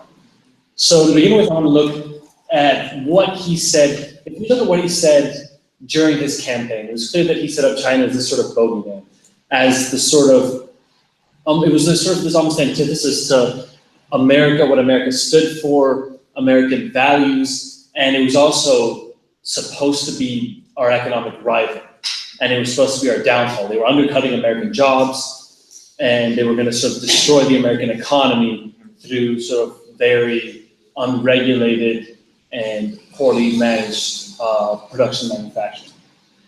So far, after he got elected, we haven't really seen him follow through with any of that sort of hard anti-China rhetoric. Instead, he has made one sort of protective trade deal on steel to protect American steel, the American steel manufacturing industry. And apart from that, there have been a few other trade deals he's talked about. And he said he was going to label China as a currency manipulator on his first day in office, and that definitely didn't happen. And in fact, we see he met with the Chinese premier, Xi Jinping, quite recently. And increasingly we see him take he's taken on almost a softer tone. And I think in part that's because he's realized that the China's geopolitical value in terms of foreign policy in dealing with North Korea, especially, and in dealing with most of Southeast Asia, he's realized the influence they have there and the importance of maintaining good relations with them. However, then again, he's still Trump, so he's still very unpredictable. So today he could be saying better things about China or treat them in a better way, but tomorrow it could be something completely different. And I mean, if we look at the airstrikes on Syria, it takes him hours to change his mind and act on that. So again, we don't know exactly what he'll do, but at the moment it looks like he is going to take a much softer stance against China. And I think that could work out for him really well. If he stays on this path, he might not actually have, the US might not actually have to do anything about China as a growing economic rival, because China itself has a lot of problems right now. And so if we look at their economy, right now it's growing at 6.7% per year. The GDP is growing at 6.7% per year. And that's not sustainable. That's just way too high. Of course, it's very possible they've doctored the numbers, and there are a lot of reports coming out that they have. But then, but it's also pretty clear that there's probably a huge bubble in China right now, especially in terms of the property markets. So if we look at, I mean, all you have to do is you look at the ghost cities in the north of China, and there's huge cities, like the one in this picture, which are basically abandoned. And so a huge amount of investment has been poured into building these huge cities that were supposed to take up millions of people, and they're not being used at all. And that's like a clear sign of a huge property bubble that has to sort of burst in the next decade, I would say. And on top of that, you look at reports of the shadow financing industry in China, which is this heavily unregulated market where you're going to get a lot of very bad, risky loans being dealt out. And the government, because a lot of the banks are state-owned or state-backed, the government will take a huge hit when those loans fall through. And the people who claim they were going to pay off those loans don't pay them off. And so you have all of that. You have this bubble that's building. And on the other hand, you have China trying to shift to a service-based economy. So they've had their manufacturing boom, they've built it on that, but now they want to make themselves a first world player. And that means that they're trying to build more apps, and they're trying to produce less very basic products like steel or even cement. They're trying to shift everything to be something more like the US, which means that they're not going to, for starters, they're not going to be undercutting American labor or the people who Trump claims China was hurting will actually increasingly be less hurt by China and are more likely to be hurt by, say, India or Vietnam. And on top of that, so if you look at what China's doing to deal with all of this, and what China's doing to try to shift to a service-based economy, I think a really good way to look at it is examining the Pearl Delta region, which is sort of near the south of China, which is where Hong Kong, Macau, huge cities like Shenzhen and Guangzhou are, and those are seeing huge growth. They actually take up a chunk of the world economy. They have a huge amount of growth. Some of the most highly valued tech companies right now, like Alibaba or Tencent, which owns WeChat, are based in the Pearl Delta region. And so what China's trying to do is they're trying to keep the economy afloat and ride out what's going to be a turbulent couple of years by building on this and creating and shifting to a service-based economy and hoping that that boom and that economic might that they can have through the sort of service, through the service industry will help them shift from the manufacturing sort of crash that they have. But it's still probably not going to be enough just because of how huge the Chinese economy is. So if we look at so then you have to examine what will happen when this property bubble bursts and when all of these loans, or not all of these loans, but plenty of these loans go bad. And China is not a democracy, meaning that when you have millions on millions of people, I'm talking hundreds of millions of people who are starting to face hard economic times, who have become used to very high growth and have become used to their standard of living increasing on like a yearly basis significantly, and then suddenly that takes a downturn, people are going to be very, very angry, and they're going to be very frustrated, and they want to express that somewhat. In the US, when that hit, people could vote for Trump, they could express their frustration and their anger in the polling booths. But in China, they don't have that. So the likeliest thing is for them to take to the streets. And so you're going to see increased social unrest. You're going to see a very fraught and very tense socio-political environment.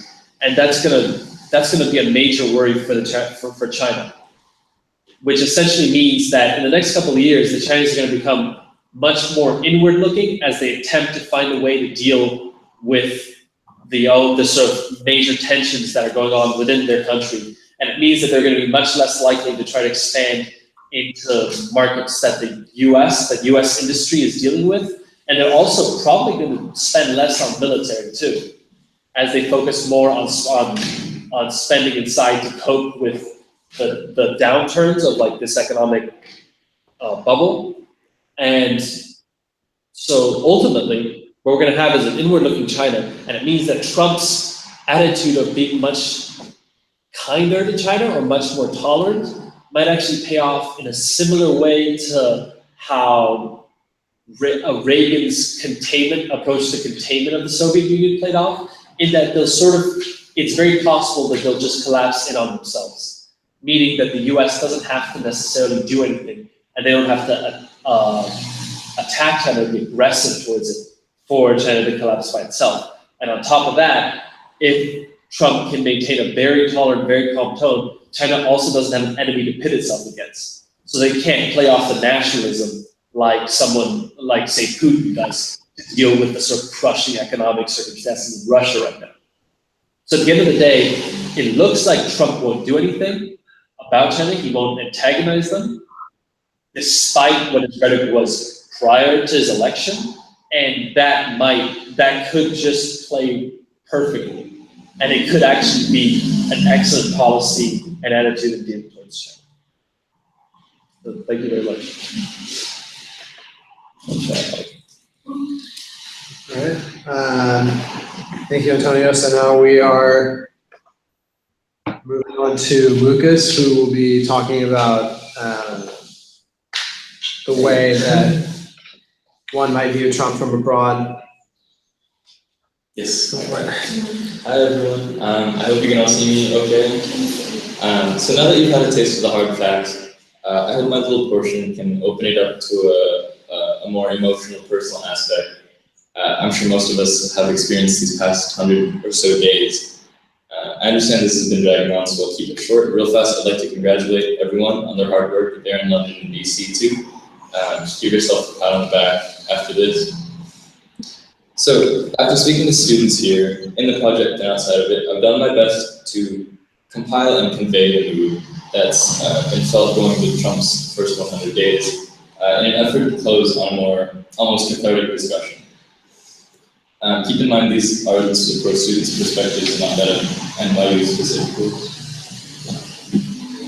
So, hi everyone, I'm Lucas Villarin, and this is sort of the behind the scenes. What it was like covering Trump's first 100 days in office, and the changing tide that we've experienced since that one November day. So I remember when the election had finally come, after months of watching the debates and following along the campaign trail, it was Clinton versus Trump in a final showdown. Who would win in the fight night ideological punch-out of the century? So at the time, I thought Clinton's win was almost arguably sure. There was no doubt in my mind, and many others' minds, that the Democratic Party had this in the bag. I mean, who would elect Donald J. Trump, walking hypocrite, to President of the United States? His polls were rising, sure, but not enough, or so we thought. And so we sat down late that night to follow along with those back home. Oh, yeah. Can everyone hear me? Sorry.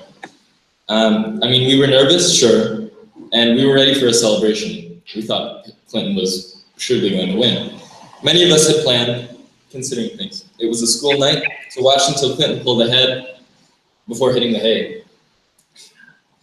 But that never happened. A shock, a headliner that surprised even Clinton herself. Considering she hadn't even prepared a speech on the off chance that she had lost.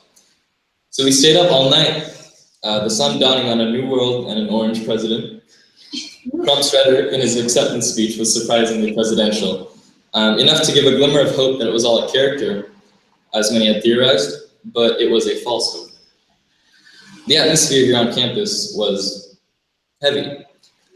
Any stranger wandering through those gates would have thought that somebody close had died. I mean, breakfast felt unreal, and the hours and days following even more so. I remember my mom actually called me crying from all the way back home in California. She was inconsolable and difficult to understand. But what I couldn't understand was the fear in her voice and the panic in her words. I mean, being immigrants from the Philippines, although now fully fledged American citizens, luckily enough, we're still scared. They were still very scared for their well-being and their way of life. And as the days turned into weeks, and as hate crimes popped up more and more in the news and fanatics grew violent, their fear, my parents, aunts, uncles, cousins, only grew. Not only of Trump's coming policies, but of the effect his election had on the American people. Our country was split, this was true, but only now did we realize it. It wasn't so much because of him that my parents started staying home more, but the message his election sent out. It's okay to be racist, it said. It's okay to be misogynistic, homophobic. If our president believes it, why can't I? And so we did see more hate crimes, shootings and riots and beatings all across the country. But what we didn't expect was the massive pushback we got from everyone else. You could see it here in Florence, and you could certainly see it back home. Thousands across the country were rising up in protest. There was the great success that was the Women's March, for example. I was lucky enough to take part of a break. I don't know if anybody else had. But and to any of those who did go, you know, the energy was infectious. A celebration for women everywhere, they said. And they could have not have been any more accurate. I mean, everyone was there from every group, race, religion, economic background. There was nothing that could split apart the unity that was felt that day. And if you ask me, that there was the true United States, the people having their voices heard, every man, woman, and child assuring that our government, one of the people, for the people, and by the people, should not perish from this earth. And the energy picked up momentum. Not only were there women's marches in the United States, but internationally as well. There was La Festa della Donna here in Florence, in front of the Duomo, repeating a very Florentine ideal of the democracy of the people, trumping the tyranny of any that would try to take it away. And here, as this project of ours, Trump's first 100 days, comes to a head, I think back to its beginnings. The anxiety coming back from the US, the nervousness at Trump's inauguration, and the frightening uncertainty at the situation's newness. I mean, never in our lives have we had a president like this. A president outspoken in his racism, misogyny, and homophobia, with big ideas and few checks on his power. He promised to have an administration of speed, releasing new policies and acts to fulfill his promises on the presidential trail. But that anxiety here turned itself into enthusiasm, as we, Henry, Antonio, and I, who, well, we're glad, documented every single day of the administration. And that enthusiasm turned into hope as we found Trump's efforts blocked on many sides. His immigration policy, already the hardest topic to write about and put in effort, His immigration policy, already the hardest topic to write about, and put into effect for only a few days, caused panic. Our friends here, several from the countries blocked on the list, were visibly shaken. Calls were being made, plans fell apart. I heard rumors that there was talk within NYU itself that if something like this should remain in place for a long term, NYU had international campuses on which you could maybe house students stuck outside of the country. But when it was amended, it was a celebration all on its own. Followed with his failed removal of Obamacare and the many little failures and rocky plans along the way, it was encouraging to see Americans, Republicans and Democrats alike, block Trump's extreme efforts. But I think we've still got a few more years under President Trump. I don't see him being impeached anytime soon, however hard we may dream. But we have hope and we have unity, and now we've got to do something with it. I mean, this project is a first step. It's encouraged to keeping up with the news by showing that mere knowing what's happening is the first step toward participation in government. I'm encouraged by everyone's work here, and by the work done in DC and London, and especially the activism we've caught wind of happening on the New York campus. I hope that the enthusiasm and movement we've helped start continues to grow as we move forward into tomorrow. Thank you. So with that, we want to open up for and just talk about the experience that you've had across your sites. So we want to talk about how Trump is seen from all of our campuses, and try to get an understanding of the differences in the ways that people from London, people in DC, and people in Florence view Trump. Although I have an idea of how people in DC view him, but so if anybody wants to chime in and kind of talk about what their study abroad experiences has granted them, this would be a great forum to do so. Can I ask a question first? Sure. I was wondering, so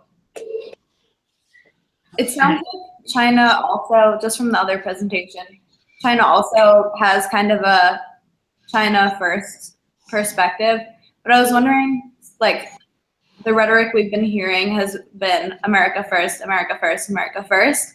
How is that going to impact our international relations? So, like, clearly things are, I guess, okay between Trump and China right now, but, like, what does that mean for our allies? Does anyone have any thoughts? Should I take that one? I think if anything, well, I mean, Trump is still like, well, personally, I think Trump is still pretty unpredictable, but at the same time, if you look at his like advisory council, it's very conventional foreign policy thinkers. So it's people like Tillerson and McMaster, who are sort of quite, a lot of their views are views that have been held, or views regarding international policy that have been held by the conservative movement, or this is obviously, it's borderline like centrist. I think they're views that have been held for quite a long time. So it's very possible that we get a Trump administration that at the end of the day isn't necessarily America first in the sense that it's having isolationists, but continues the tradition of America being this sort of international policeman and trying its best to maintain peace and sort of peace around the world. So it's possible that that's what's going to happen. But again, at the same time, Trump can change his mind and do whatever he wants to do in a minute. He could fire his whole national security team tomorrow and replace them with hardline isolationists if he felt like it, I think. So there's still that component to it, that he will always have his own thoughts and is very impulsive. But I think at the same time, it could also be a very, very conventional approach to foreign policy that could actually be very efficient and work out very well. Yeah.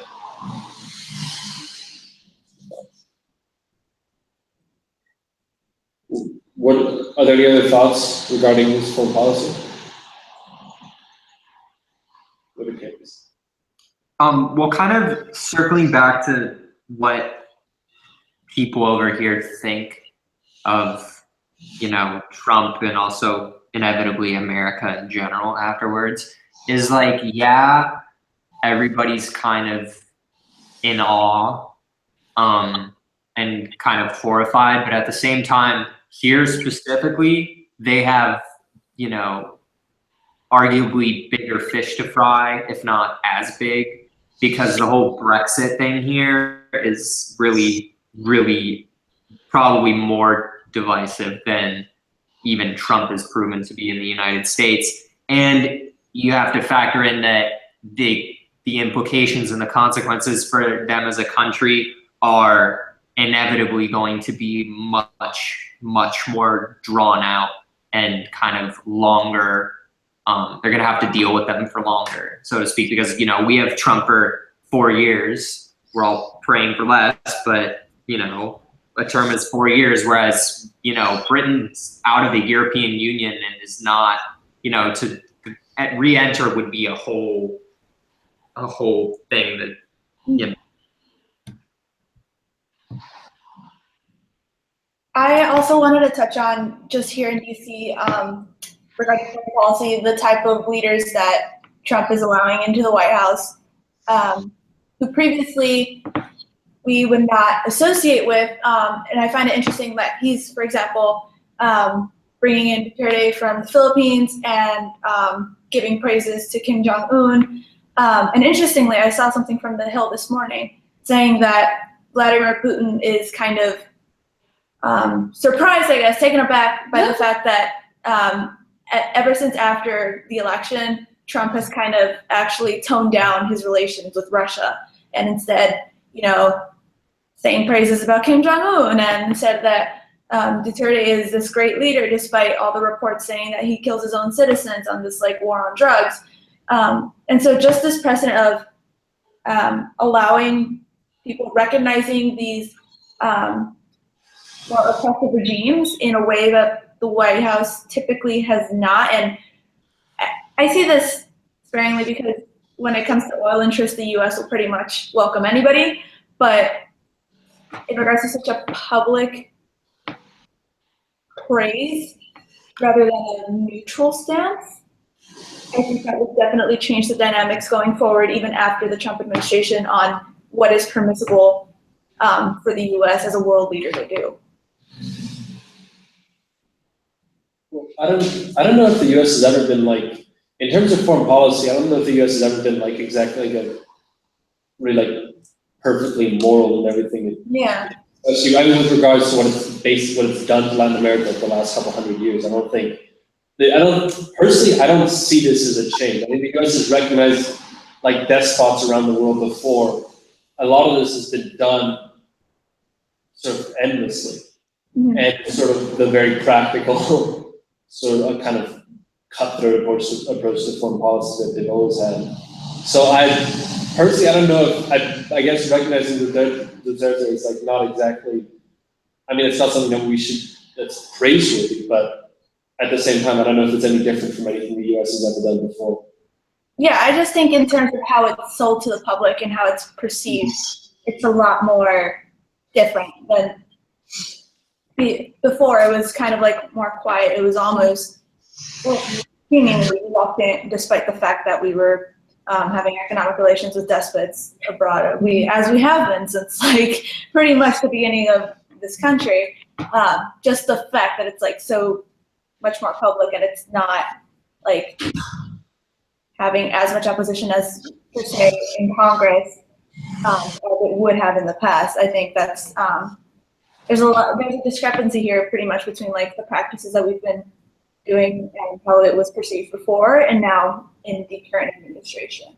I think it's definitely these last 100 days have been like a hard mirror for us to look into as a country. You know, like it's been said, like, oh, everyone's outraged about, you know, foreign influence in our elections, but you know, look at what we've done. Look at all of Latin America. Exactly. So this is really bringing to light, you know, it's like, it's a rude awakening, but I think it's important for us to say in the future, like, okay, we really need to hold ourselves accountable and like, okay, we can have half a second to be shocked by how self-serving and atrocious the US has been in the past. But I think, you know, like it's a rude awakening, especially for Democrats. Like, where have we been the last 10 years while Republicans were fired up and sustained in their anger, where it got to the point that Trump could be elected? So it's definitely been a look in the mirror. Do you think the U.S. foreign policy will change with regards to meddling in other people's business after our experience with the hackings this time around, or do you think it's going to stay just the same? I personally think it'll remain the same as long as the U.S. has interests abroad in controlling other people's regimes. The U.S. will continue to do so. I just think, given the fact that the whole Russia scandal has come up, they will kind of tone it down on how high or low profile it is. Yeah, I feel like there will be continuations of just the same old policies that we've had.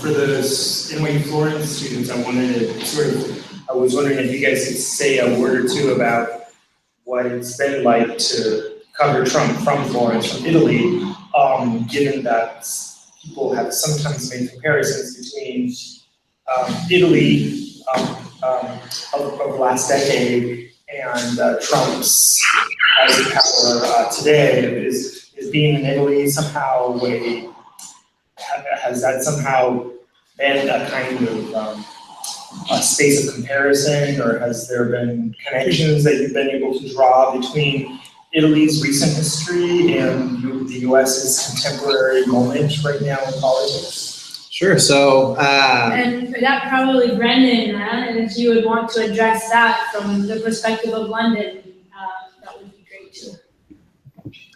So I actually see a lot of mirrors between contemporary U.S. and Italian societies. So if we look at America, we witnessed a large protest vote come out in support of Trump, largely due to the fact that the Republican Senate refused to work with Obama and was very obstructive of his administration.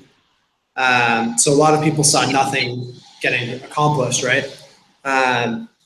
Whereas if we look at Italy, since the beginning of the 1990s, with the electoral law change, due to the fact that governments never changed from the post-war era to the beginning of the 1990s, it was always the Christian Democrats in government. That frustrated people, so they wanted a change of the electoral system, which then resulted in alternations in government constantly. So you'd go from a center-left coalition to a center-right coalition, and the voters would get frustrated because they wouldn't see any change, and so they'd keep voting out in and out these different parties and coalitions. And so in 2013, Five Star Movement, which is Italy's populist party, one of the populist parties, I should say, in Italy, really rose to prominence, largely out of a protest vote. And I'm really curious to see what will happen in the next general election, which will probably be held in 2018, to kind of see whether the established political elite will be able to stay in power here, or if the people will be frustrated enough to want to vote in this populist party that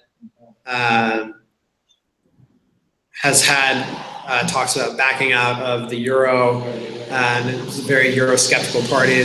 Right, which is what could happen in France. Yeah, which is absolutely what could happen in France on Sunday, right? I think is the second round of the election. Yep. So I think for me, that's what's been most interesting about studying here is gaining an appreciation of the fact that the problems that Americans face that we see in the United States are really, they're more global issues that are really taking Europe by storm recently. And that this right-wing sort of turn in American politics is not an isolated event, but it's something that appears to be happening in many Western societies, including France, including Italy, including the Netherlands. And it's something that perhaps we have to grapple with on a global level, not just on a kind of US national basis. Yeah, I just wanted to say, I've also kind of found it interesting being here and like traveling around Europe, meeting people who's, even though we have Trump as the president, they still see America as this land of opportunity where like everyone is still welcome. It's a land of immigrants and where anyone has the chance to go and find a job, that jobs are everywhere and that anyone can really make a good life for themselves, just have a better life. It's interesting to see that when, I suppose, like from an outside perspective, as opposed to growing up in the US, and I guess paying more attention to the things we have to like complain about. Yeah, what's interesting is that kind of like leadership role that is still something that some people cling to in terms of thinking about the US as a kind of global leader. It sounds like that's also possibly in the process of changing, maybe not. Now the media likes to think of Angela Merkel as possibly right the leader of the free world, right? That's a term that some media outlets are now using to describe the German prime minister. But I guess it will be interesting to see what happens over the next few years. The U.S. is still perceived as a global leader, despite despite the fact that the history also has, the U.S. has a kind of also a dark history in terms of foreign relations. But this is all kind of uncharted territory as far as history goes. Brandon, how does it look from London, in the UK? I'm Walker. There is no Brendan here. Oh, I'm sorry, Walker. Yeah, no worries. Fast. Just going back to what I was saying, like, they can throw Trump in our face just as easily as we can throw Brexit in theirs. And arguably Brexit was a very much worse decision. And a very, in the long term, what will prove to be a more influential one, I believe. It will be interesting to see where the European Union goes, because I feel like that's going to dictate quite a bit of, where, for example, the economy's headed. We may think of these things as not ultimately affecting us, but they will come back and they will have repercussions on us as well. Yeah, that's.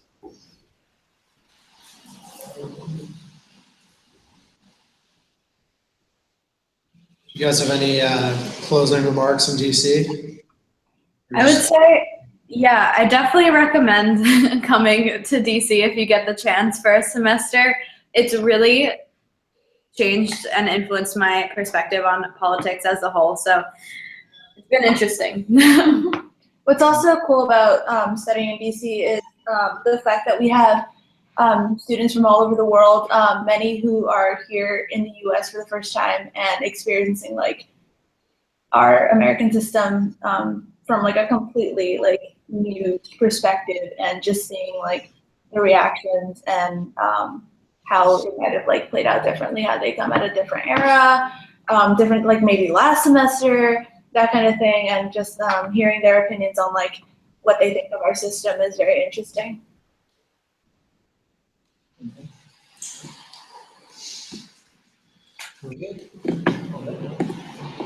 All right, thank you guys for joining us. I think we had a really productive discussion. I was glad to hear all of your presentations and opinions on what's going on in America right now. Yeah, thanks for having us. Absolutely. Have a good one. Yeah.